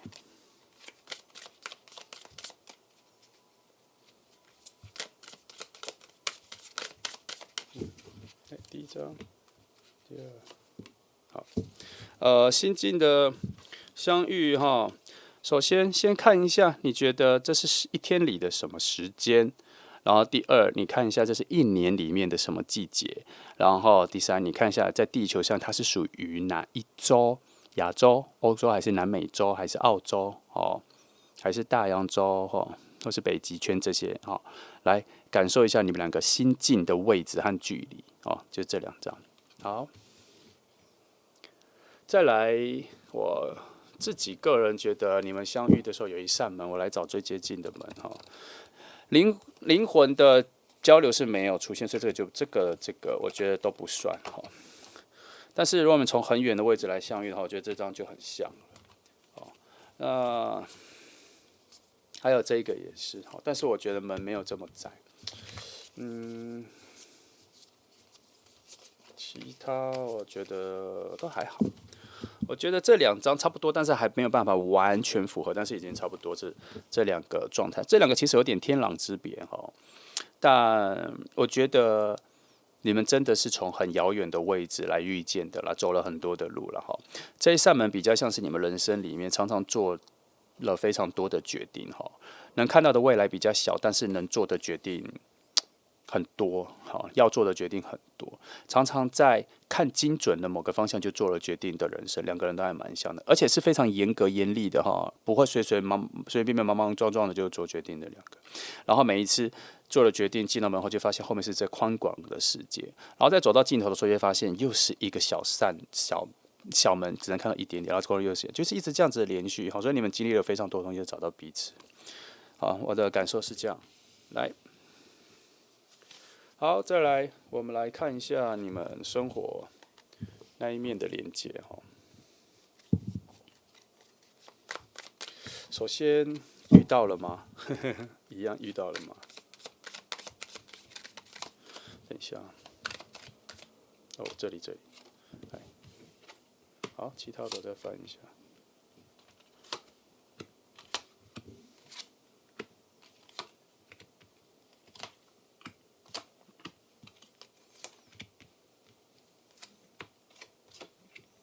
先这些，看一下6，哦，8，差不多要到了。然后你们有共同的朋友正在跟你们两个差不多的时间有联络上，但角度上应该还不知道你们认识。那这个朋友跟你们两个都认识蛮久的，就这样，好。然后最近才有他和你跟这个共同朋友有差不多类似的事情要一起出现，或是出现在比较近的时间里面。那跟工作还蛮有关系的。然后虽然主题跟遇见是跟工作有关系，可是会用一种聚会、生日、吃饭、娱乐的方式来遇见。哦，也有可能是一种随机的朋友的约到遇见，然后才发现原来你们有共同的朋友，都共同认识，然后才谈到工作哈。路径很清晰，只是你们现在彼此的眼睛是看不到的。但那一个人，他在他的直觉里是有看到某个方向，而且他的画面里是有你们两个的，只是他还不知道这两个人是可以连接在一起的哈。路径还很远，你们两个现在还很远，但对那个人来说，他不知道你们两个很远，但是你们两个算远的。然后你们两个能量算是奔驰的往彼此身上走，或是奔驰的往那个人身上走，所以慢慢的那一个介质，那个朋友他会有比较强烈的感受，觉得你们两个可以认识，这个能量已经慢慢的浮现出来了。还有你们现在所在的这一个泡泡，已经是同一个气泡里，它正在酝酿第一次遇见就有爱情的感觉出现。好，所以基本上只要这一个桥出现，两个遇见，那个爱情的感觉会出现的非常明确，但是它有可能就那一次一闪而过，因为能量不够强，没有很强烈的火能量做持续去对那一件事情做一个短暂的延续。火能量本来就延续的不了，还没有火能量，它就只有靠一个强风的能量出现。好，我寻找，所以但是会有一个蛮好的遇见，也就是说这一组你们要在第一次遇见的时候对彼此有好感，就要赶快把这个联系做出来了，因为很多人都在一些犹豫、怀疑、觉得没有的方式下就从手中溜掉，这一组很容易这样子就溜掉了但是我觉得在你们两个之间溜掉的可能是那一瞬间的有互相喜欢的感觉，但是没有溜掉这份关系，所以在见到第一次面之后，这份关系就建立起来了。所以可能工作上的关系互相需要介绍这一个工作上需求上面的介绍就连起来了。可是爱情的那一个瞬间，它确实有可能在第一次只会出现那一下，要把它抓住，没有抓住就会流露于变成只是朋友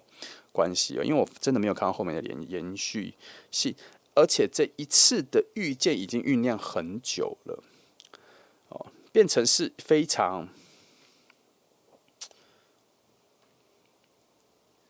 它就很像大家去约看一个烟火啦，但是你晚到了或是什么没有注意，或是跟旁边的人讲话，那个最大颗的烟火爆炸了就没有看到那一瞬间。它这里有一组这个，但是都还是会去，大家都还是会去那个位置看烟火。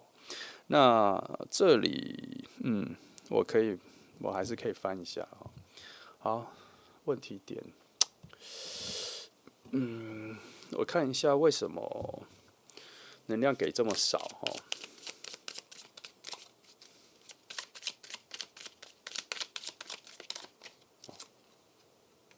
还有，其实只有这个问题，像我的是，这个我先看这里。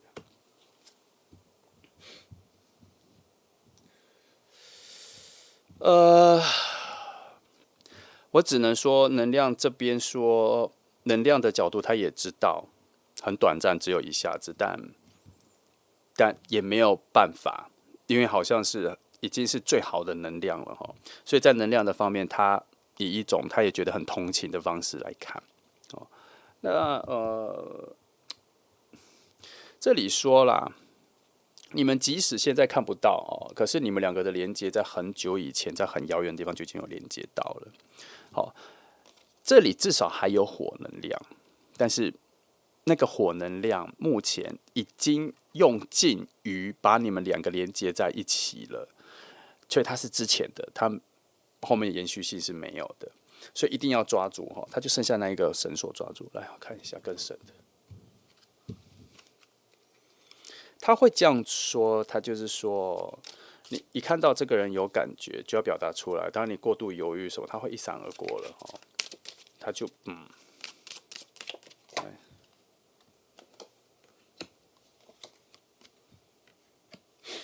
恶魔的提示他这边也是这么说啊，也没有讲很多，他也说这一次遇见是早早就预见好的，跟这个连带一样，就早就已经预定好的，早就已经连了也都是之前的事情。这边说的是，这边说了，终于出现一个契机点。这边说这份关系会有一个陌生的好运会发生，他会说是个陌生的好运，也就是说这一个东西还不过预期，但是有那个好运点，所以也许你们两个相遇的时候，会有一些很特别的状况会爆发出来上一组牌也说过，爱情能量爆发的能量不强，可是会成为朋友、很有交集的能量很多，跟这里也蛮像的所以目前这样看来，我觉得不用担心。我觉得你们只要遇到面，都做朋友没关系。一开始遇到的时候，那个爱情能量没有接到没有关系，因为我们上一组牌有说，你们后面爱情能量才会有比较浓烈的出现嘛，有说了对不对？所以这里初始的那一个没有抓住，我觉得真的 OK，因为他前面这里有说，即便这样子，你们的关系或是工作上的关系就连接起来了。看来这一组第一次的遇见，有可能很大的核心跟比例是要在生活上跟这个朋友圈里面，或是工作的连接里面，要先把它绑住，要先把它锁住。爱情可能要在后面才会浮现出来。第一组牌也是这样讲嘛所以不用太担心，先把这个人遇见到就好了。然后这里没有什么太多问题好，差不多就这样。还没遇见了，在附近的在朋友再等一下。来，其他的我翻一下这里这样子就好了，不用翻太多。你们未来可以，你们本来就很适合相处了，可是真的这边也在讲，要到很后面的时候，内心的心灵交流才会出现。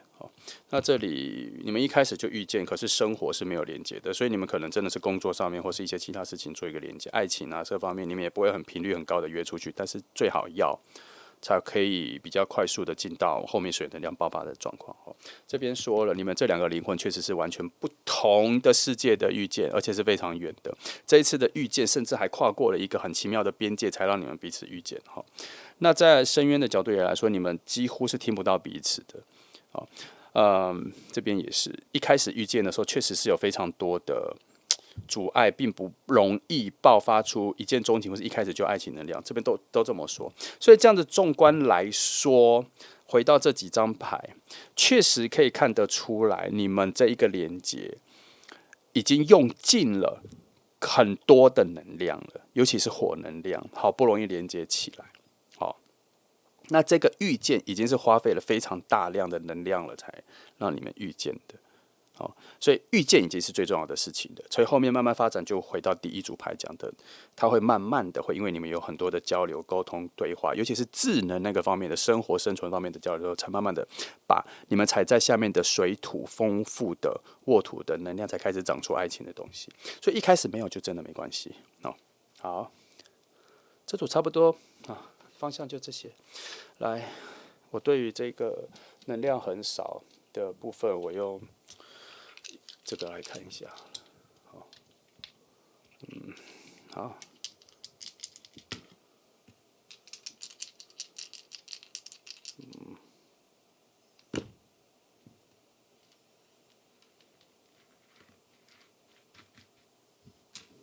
好，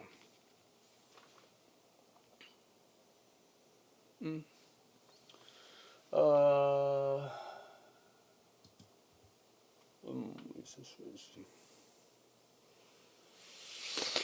这里也这么说了哈，这里也这么说，前面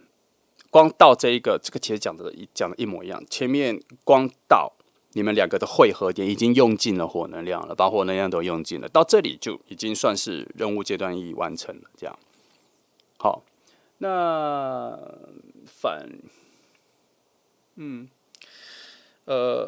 它确实是有你们遇见之后，确实是要从一个比较扎根，从头来相处，才会浮现出爱情的能量。也就是说，如果你们把相遇前后分成2个世界、2个篇章来说的话，相遇前的篇章确实是用很强的爱情能量，用尽了火能量，你们2个之间的遥远的距离的连结，用尽了这能量，让你们2个相遇，这是一个爱情的概念走来的。可是走来之后，这些都被用光了，那些爱情的冲劲、爱情的冲动，这样。然后遇见的时候，成为一个全新的陌生人的遇见之后，它就像是一个打掉的塔。可是它不是火能量的，它是土能量的塔，重新打掉。哦，它也不是因为火能量而被摧毁，它是土能量的自我摧毁，就是已经站不住了，它必须要重新来。也就是说，你们相遇之后要重新建立相处关系，然后学习怎么相处之后，才会把前面来的那些失去或用光的情感能量、火能量、水能量这些，慢慢的再重新培养起来，就跟上一组一样。你们虽然站在了水土的沃土上面，可是真正控制的是火风能量，然后但是又用光了，所以就必须要等水土能量再慢慢长出新的芽，就变成是2个篇章哈。希望你听得懂这2个，所以也难怪这里的非常多讯息都不集中在第一次见面的时候就有爱情的感觉出来，原来是因为能量已经集中在专注在让你们遇见了哦。那还不错，因为土能量转换之后变成土能量比较多，所以这里的金币石，这里的土能量就开始发挥了。好，先从朋友开始做起就 OK 哦，尤其好像工作上各方面还有各种你们擅长的技能，还有一些关联哦。好，那就这样哦。好，那我们来看一下时间点。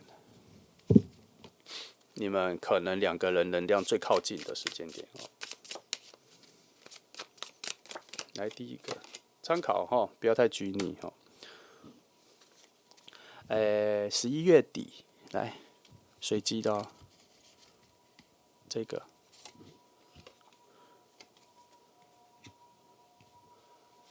我想一下，这个角度要转回去，9月初好，就这2个时间点。但不代表前面没有那机会了，只是前面的能量是比较弱，只是这个时候就比较强哈。你看久了你就会知道了哈，真的不要再拘泥这个，因为有的时候就会离你看得太远了，它会让你有一点觉得很失望。但是其实前面也有，只是它是一个波长的问题。来，再来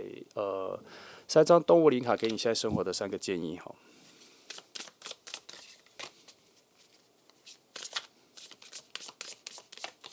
来第一张。这里说最近有些事情没什么耐心哦，要有点耐心哦哈。现在缺乏对某件事情的耐心哈，要注意一下哈，不要有点耐心就过了，不然会有点太烦恼。这里说你最近可能有遇到有一些事情，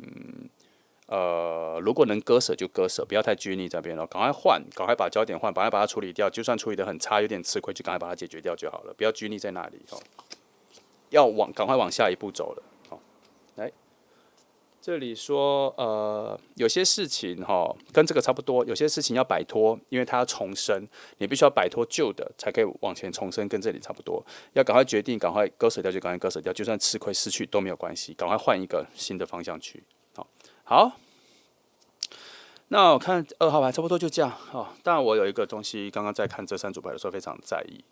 哦，我要来看一下，等我一下。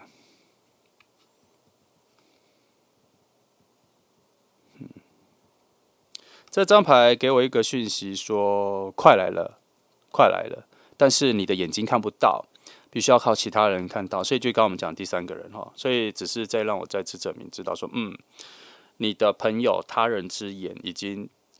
有知道你们2个见面的一个画面讯息出现在他脑海里了，所以你们差不多会因为差不多时间快到了，其他人的关系会让你们2个认识，然后记得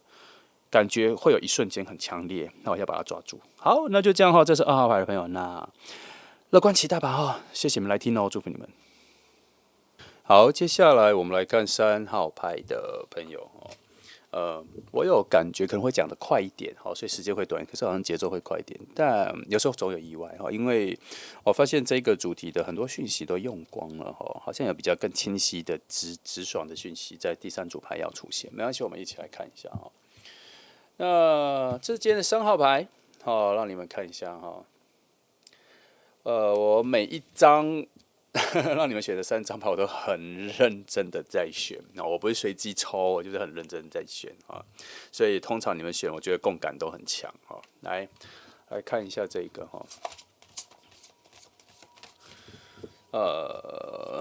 看一下好，记得我们还是一样，先把金星能量翻出来因为它是诉说情感最强的一个位置了。我先把它拉出来，然后看一下整个你们这一组关系就是相反世界的新恋人的到来的这个主题的能量曲线在哪里这张真特别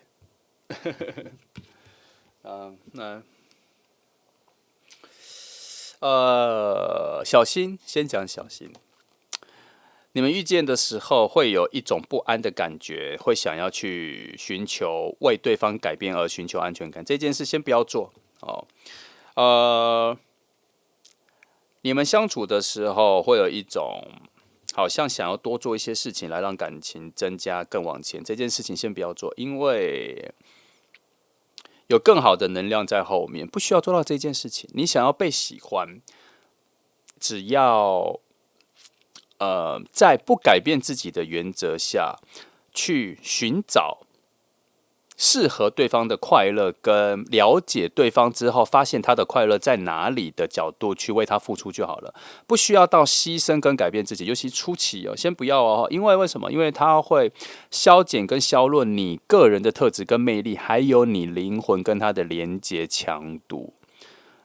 他会在一种可能美化朦胧的状况下面，你以为你会做对了很多事情，其实你渐渐的失去自己的本质本能反应情绪，然后这算是某种连结错误我不会说这是一个不老实、不诚实、不坦诚，没有，我觉得这算是一种能量连结会错误啦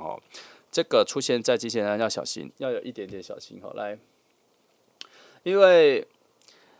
这个不是只有你会对他做，他也会对你做。这张牌出现在金星的时候，它会有一种互相局限的讯息会出来，尤其如果你们的星盘太阳上升或是月亮水星都 OK， 尤其是或者土星这些啦这些有出现了处女座或出现了双鱼座的时候，这个互相局限的能量没，处女座就处女座，这个互相局限的能量会很大，所以互相局限的话，就会变成说你自己真实原始的个性难以展现。但是如果我刚刚讲那几个地方是出现双鱼座的话，它就会相反，会更彰显彼此的那个个性哦，因为因为敏感度也上来了，所以你大概感受一下这个就好了哈，没有影响，不太大。影响没到那么大，但是会有感觉，哈。来，那我再看一下，因为这个牌在这里出现的时候，有的时候它会关乎到我感受到的其他的牌的出现哈。目前这个位置。我不认为有停滞状况哈，我不认为你们遇见的时候有一种被绑住，手脚被绑住无法发挥各方面。我觉得他反而很有机会在你们第一次见面的时候，或初级见面的时候，能够轻巧的展现你们的本来的样子。因为你只要不要太以为自己什么是好的那一面。你只要不要太用力去选择自己好的那一面来做表现的话，其实得分会更多，展现的自己会更多，然后连接才会对。记得更多的展现自然的自己，pure 的自己的内在哈，连接才会对哈，连接的东西才会对。它连接对了，它不是你做选择的样子，或是你包装自己的样子，加分自己的样子出现的时候，连接就会对。那如果有多做一些事情，连接为什么会错？我觉得它不是错，那只是强弱问题。到后来连接有不太顺的时候，会有在彼此心里会有很多问号。那个问号就是因为传达出去的讯息的连接不太属于你，所以某一些卡东西就会发现很多问号出来。然后那时候相处就有非常多的问号，然后相处之后就会非常多的提问、摩擦跟疑问产生的时候，就会有一种不信任感或是不确定性会跑出来。那这一组可能会有这一个迷雾会跑出来，所以我刚刚一开始就说，你不要因为你的某种不安或是需求安全感，就多做了很多事情，尤其是改变自己原本的做事的原则跟方法，还是要比较原本自己。好，这里有做这个提醒，来我把其他翻出来。哦，这里其实也呼应了这里哈，这里有非常强调，你们这份关系还蛮在乎对方认可自己的优点、特色跟看到自己的。记得这边已经做了提醒了，不要，还是最原始的自己最重要哈，尤其在这组哦。如果在别组的话，它可能会变成一种强化，或变成是一种捷径。可是在这组，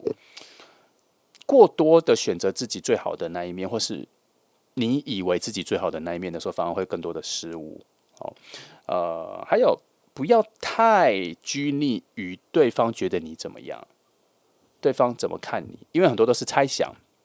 很多都是他给予你的答案里面，你做选择，再去拾取到你心里，那都已经过了好几段了啦。太拘泥于这样子就会混乱。你会变成下一步我要怎么展现自己，又混乱一层，所以这边前面已经做了提醒。好，因为这个会越讲越复杂，所以我大概就点到这个程度哈，你去体会一下哈，你的爱情经验跟别人的故事里面，是否常常听到对方开始不能做自己的时候，你是不是都会想要去拦着他说不行不行，你不能这样子，好吗？好，除非那一个改变是从你的缺点去修正变好的，那个才是要改变。可是你本来就已经很好，你为何要为对方改变成另外一个样子？除非那是已经很彰显的错误，跟你做错了，你的朋友都发现了，你的修正那个就 OK。好，来，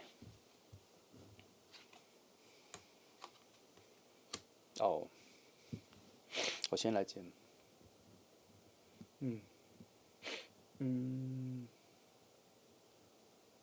好。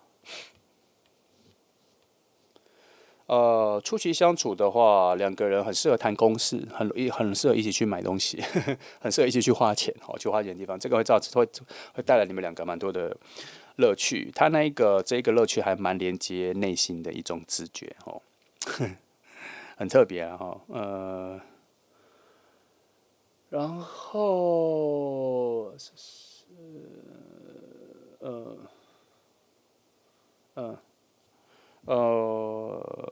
工作、金钱、生活的安定感，在你们两个在相处里面是蛮重要的一个课题哦。所以你们会彼此互相喜欢，主要还是因为你们可能有工作发展还不错，然后很懂生活，然后对于物品各方面的筛选也算有品味，这个是你们两个彼此的一个吸引力。那从这个点看来，我反而就比较不用那么担心你们会为对方想要改变太多，因为你们好像对于自己是什么样子、是什么模样，想要成为什么模样，或是已经成为什么模样，这件事情还算蛮有自信的。因为从这一点看出来，你们对于自己生活的安全感跟思考、品味各方面，已经有非常自己很好的那个方向了。所以你们这一组契合，我觉得算是非常好生活在一起的人。所以从这两张牌再看你们。初期之后再相处久一点，为对方的付出、牺牲、表现，会买自己喜欢的东西给他，他喜欢的东西，这样子，这些的物质上的付出反而就变成是一种甜蜜了哈。因为这一种改变好像会发生，但是区别于你们内在个性的改变，好像跟内在个性其他的那个改变不太大。那这一份牺牲就会比较像是说物的牺牲，自己的钱去付出了，那都还不错。这个是一个在这里来说是一个很好的感情的建立。好，所以这一组从目前看起来，选生活、爱情跟选生活来说，土能量比较多，土能量多了一些，火能量也在那边去做一种炼成，把两个人更好的生活，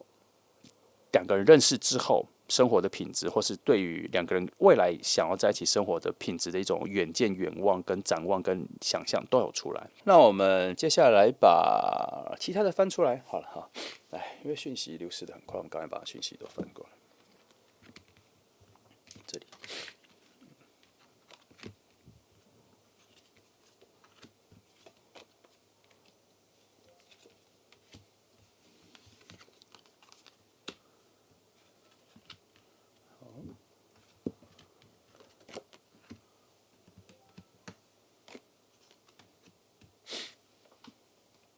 那看一下这里，方式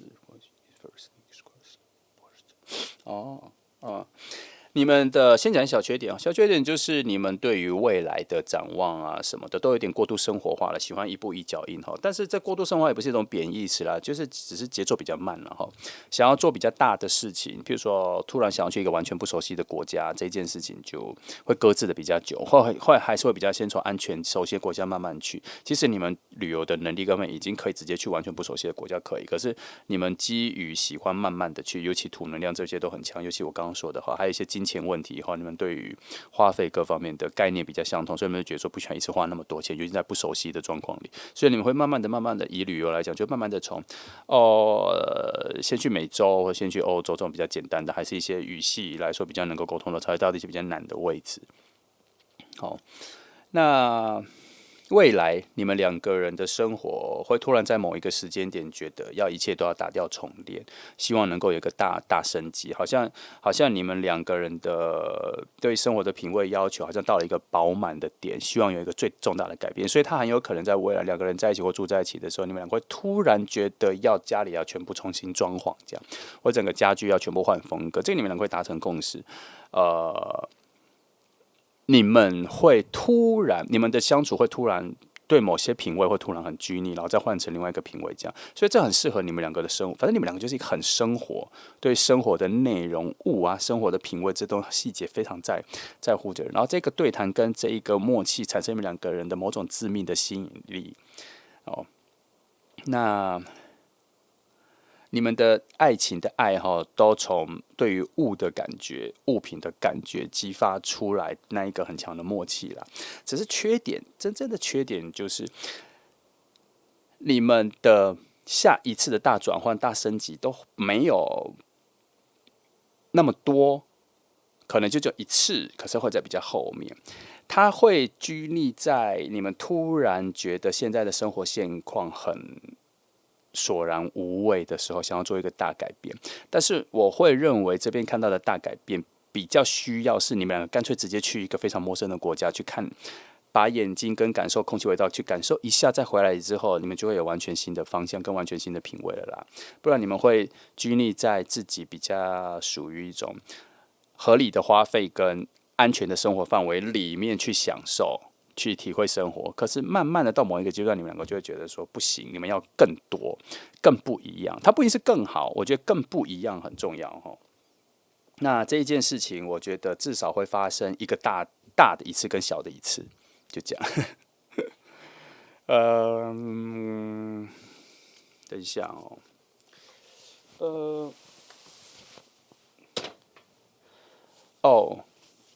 两大的一次大的一次，然后有一次可能是自然而然的就变了，然后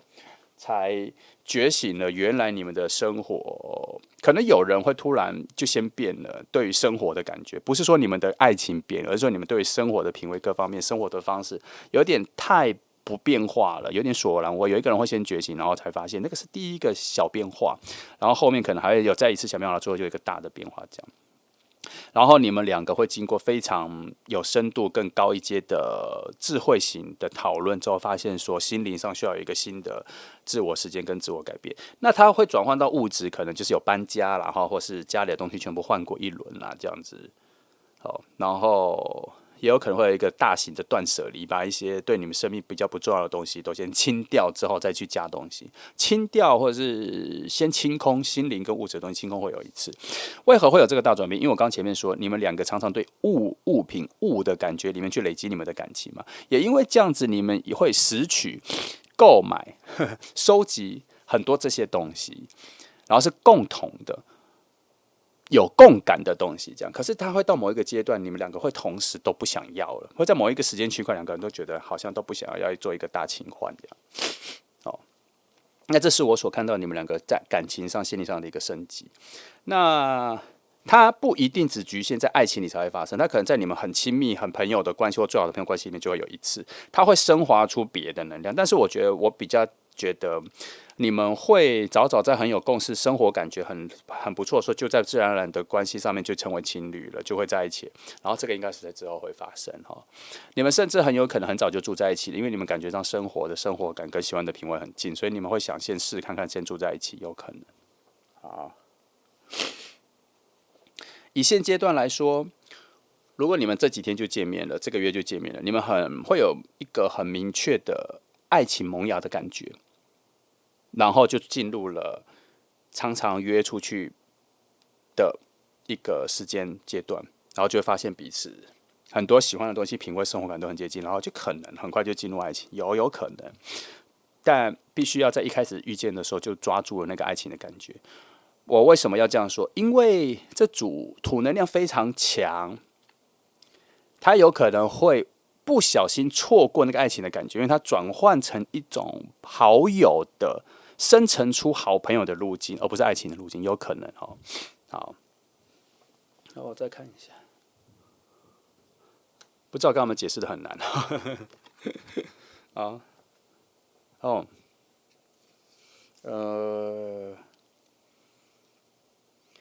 你们以今天的主题来说，相反世界这个，我觉得你们是时间到了要遇见了，你们是时间到了要遇见了，好，跟你们有没有准备好没有关系，而是时间到了该你们，然后该你们遇见，好，那我再往下翻哈，来，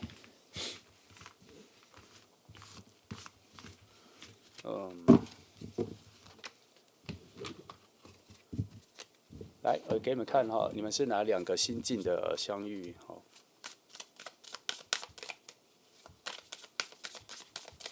来，第一个心境，第二个心境，哈，来，这是你们两个的心境的相遇哈，没有谁是谁哈。然后我教你怎么看这两心境。第一，你先看一下这是一整天里面的哪个时间；第二，你先看这是一年四季里面哪一个季节；第三，你看一下这是地球上哪一个洲，亚洲、南美洲、北美洲，还是更北，还是更南？看你哦，还是非洲沙漠？去看你。然后这是你们两个心境哦。好，其实这个心境是让你感受一下你们的内在心灵结构的一个距离了。再来这张，来看一下你们两个相遇的那一道门。以我的感受里面，我觉得是哪一道门把你们两个打开了这个路径哈？我觉得这张还蛮像的，很遥远，你们很遥远。但是生活感又缺失哦。我觉得比较这个啦。但是这个空间非常庞大，但是颜色要再暗一点。我觉得如果是这一个结构，然后是这一个颜色气氛的话，然后这一张路径再远一点，没有这么远，没有那么近，它要再更远的一个路径，会比较接近。所以这两张组合起来，我觉得你们两个通往相遇的路径上大概是这样哦。好，再来，我们来重头戏来了哈。你们遇见了吗？好，来看一下。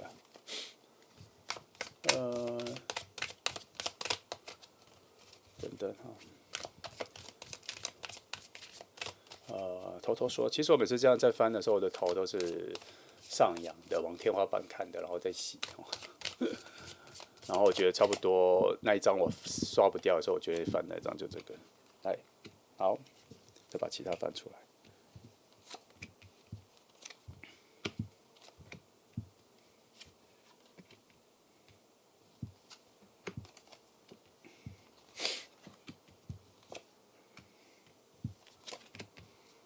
先这样哈，那我先盖两张，这两张等我再说是什么。好，我看一下，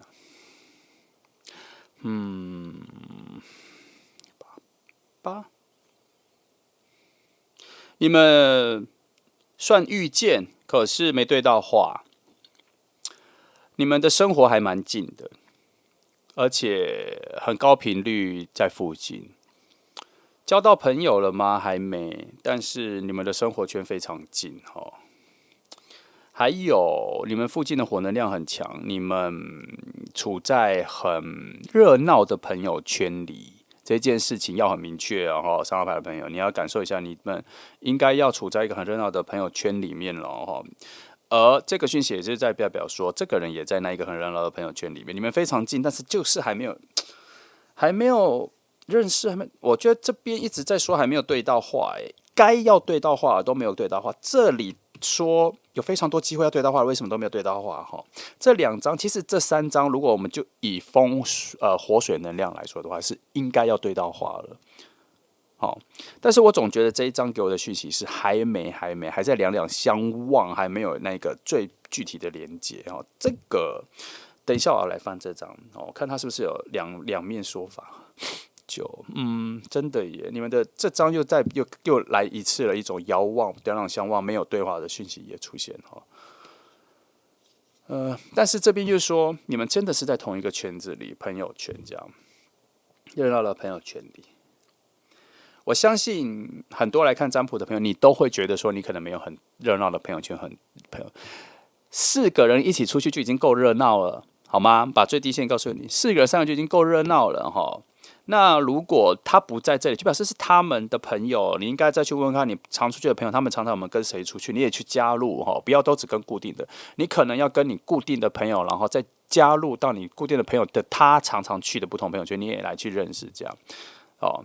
不然这个范围出不去，他不会到我刚刚说的。他在一个很热闹，他真的在一个火能量很强的朋友圈里，而且噪音、声音好多，说话的人的声音很多，而且那一个新的朋友圈，你应该要进入的一个新的交际的朋友圈里面，那个能量是非常稳定的、安全的，人的协调性都很好，是很欢乐的。你可以认识好的人，不一定只是认识他人，甚至连认识好的朋友都有。但是现在你的能量各方面处在一种知道却不进入，知道却假装没听到的一个概念里，所以你应该要再去扩张你的朋友圈。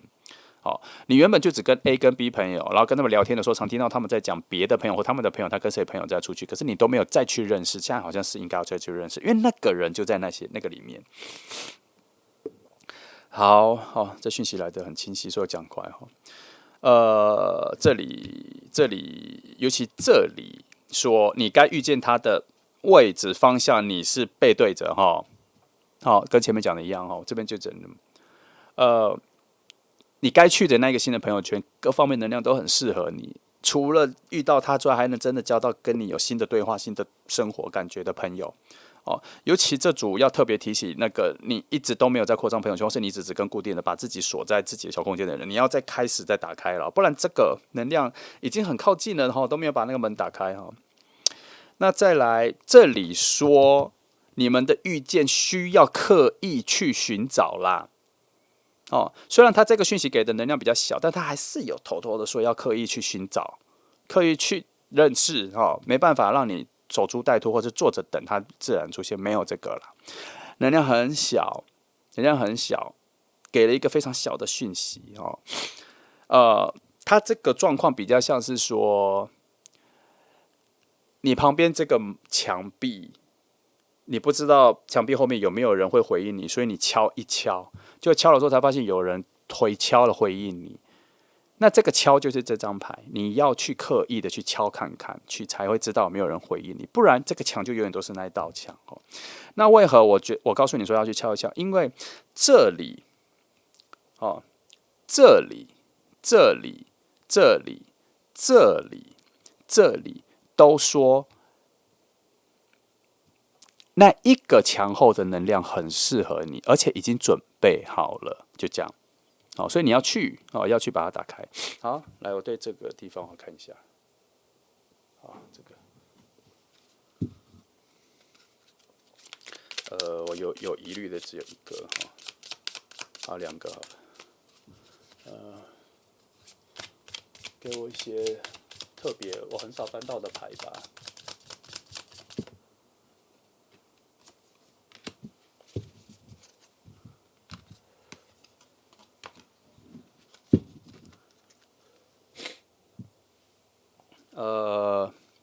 他说，这张牌不是看宝剑三，这张牌在看别的讯息，不是在看宝剑三。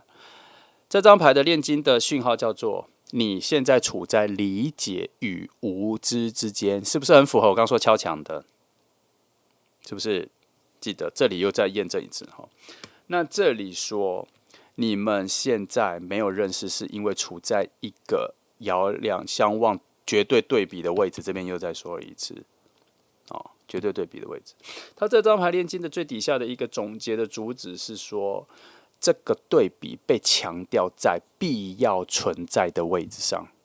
虽然有点绕口，有点难以理解，但是他就是在讲说，你们现在的对立面是必要存在的，所以你现在找不到他，他找不到你，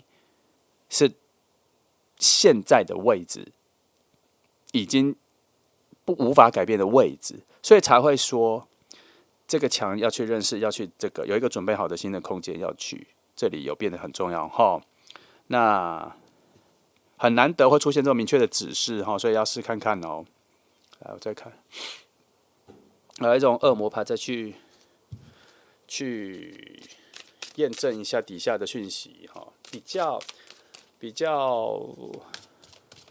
好理解的讯息恶魔牌，因为恶魔牌的很多的讯息都是比较像是有点鄙视的角度去看他就比较不耐烦他就比较就是说他翻出来的讯息比较像是说你就自己不去认识新朋友我有什么办法这种态度所以我帮你看一下他怎么验证这个。来，这里一个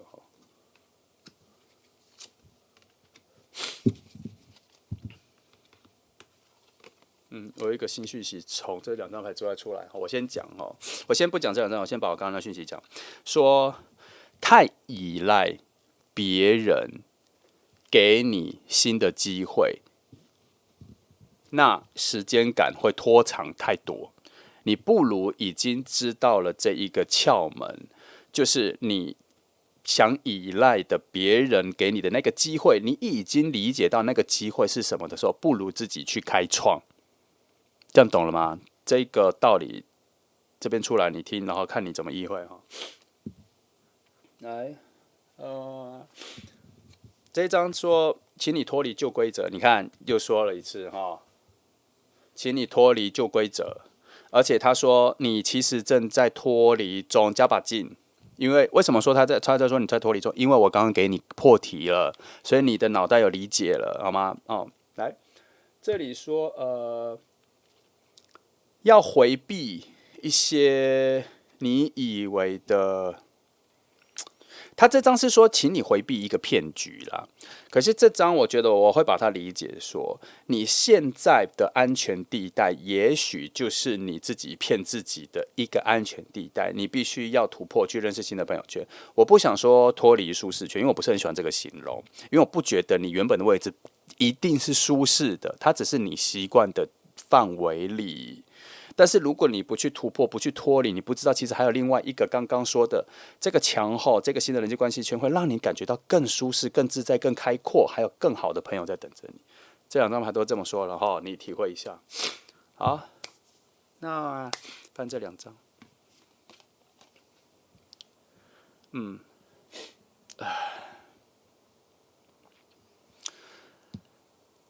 在很遥远的位置，未来有你的礼物啦，爱情上的礼物、赠品、收获，要你去领取啦。可是这个稻米还没有种下去。好，这里的智慧在这，有哦，有。你体会一下，他为什么说还没种下去？哦，来，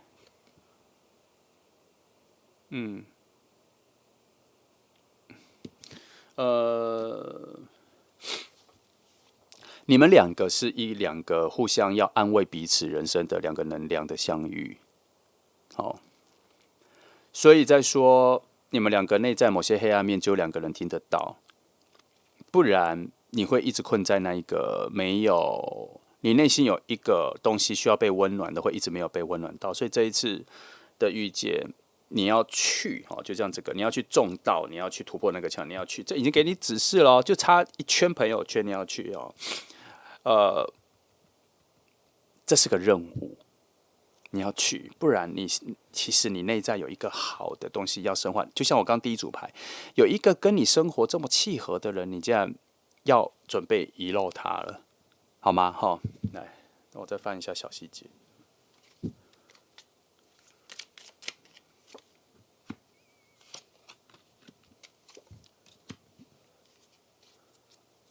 有一些未知的惊喜在等着你啦，哈。还有你跟他第一次见面、第一次谈话的时候，你其实会有一种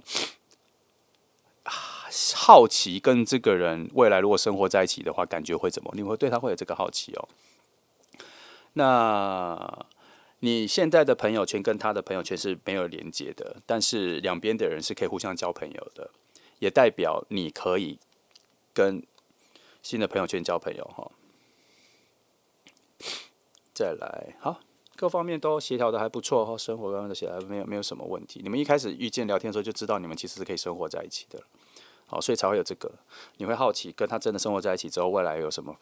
感觉？记得这就是一个很重要的线索哈。他跟你对话，你会发现说，哎，这个人还蛮适合生活在一起的哦，这种感觉会跑出来。好，这里差不多了，讯息也就这样。今天三组牌里面这一组牌其实算最好的，但是这组牌前面挡的那一个墙也算最高的。好，未来性来说，能量契合度来说算最好的。你要乐观的去帮自己往前走一步哈。来，我来对于我没有什么大疑惑了哈，但是我还是想对我最介意的这个位置翻一下。那这里好了，因为这里在说你们本来应该要遇见的，可是为什么慢了？哈，来看一下是什么样子的状况。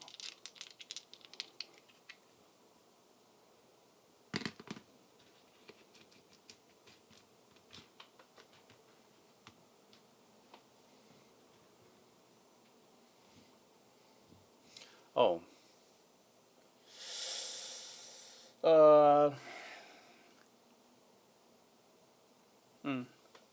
因为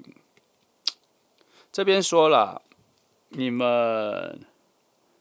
内在灵魂的交流其实很深，但是周围各方面旁边都没有能量在帮你们，你们一定要非常靠近遇见的时候，聊天之后才慢慢发现说你们的内在能量、灵魂各方面连接的很深，所以才会呼应到这里。这里才说你们是互相安慰的灵魂，所以你们要慢慢的走到那里。所以第一组牌讲说你们生活各方面很近，然后会走到一个很无聊、很乏味、想要大改变的时候，就是因为你们发现你们的灵魂想要的更多，已经更高级了。你们现在所处的一种安稳的生活都没有什么大改变的这个土能量，不足以满足你们灵魂的成长速度，所以这边才说。你们会慢慢的更追求内在灵魂的升级，希望生活的感觉、各端物品各方想要再大升级，品味想要再大换，想要再换到更好的。前面说的就呼应到这里，但一定要接触到。所以你现在的朋友圈这里，他还不在里面，他在另外一区。前面已经都讲了，你这样想一下，好，那就这样吧，好，来看一下2个时间点，你们的能量最靠近的时间点，期待一下，但不要太拘泥这个时间点，因为其他的时间点都有可能，每集都会再讲一次，让你印象深刻，来，第一个时间点，10月中，好，来随便随机到这一张。再前一点了哈，因为它又转回去了，所以应该是9月底，好，10月中9月底，好，3张动物灵卡哈，讲你们最近生活里面的一个建议，3张会不会太多啊？在想说以后翻1张就，好，第一个说，最近你跟他人的有一些界限要设立出来哈。那我通常都会看到这张牌，就会说你的朋友有可能要越界了，要踏进你的原则里面了，所以你要做一些反抗。可是今天这组我却感觉到反过来的，就是你可能有点踩到朋友的红线，或是他的原则，或是他介意的点哦。最近要小心一点哦，要收敛一点哦，要敏感一点。你是不是说错话了哈，或是过度关心的这种，你的朋友的某些红线边界警报快要响起来了哈。好，工作的也是。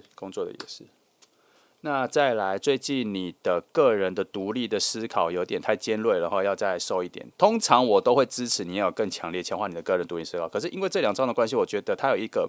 削弱的讯号哈，所以我觉得你的个人主见可能已经表达够多了哈，让别人去消化，不要再去追击了哈。这里。最近会有一点类似水逆的感觉，但不是水逆，就是类似水逆的感觉。人像哈，因为现在正在正负能量交换哈，负能量先多给予哈，正能量就要过来了。好，那就差不多是这样。这我讲的比较简单了哈，但因为前面讯息实在太多了。好，大概就这样。这3号牌的朋友，3号牌的朋友，我一直在牌面上被提醒说，要告诉你说，你现在的范围里只差一点点的突破，去扩张，认识更多的人，或是认识新朋友，不用很多，2、3个就很够了。的范围里，你会有除了认识到他之外，你内在会有一种新视野的打开。你新视野的打开的时候，你内在的品质跟你的魅力会改变。会慢慢的改变，在这半年里，这个很重要。这边有被提醒哈，而且新的境界、新的朋友、新的视野里面有很多好能量已经准备好了，让你去投入，让你去进入了。好，记得好，那这就是3号牌哈。那谢谢你来听了哈，祝福你哦，乐观期待。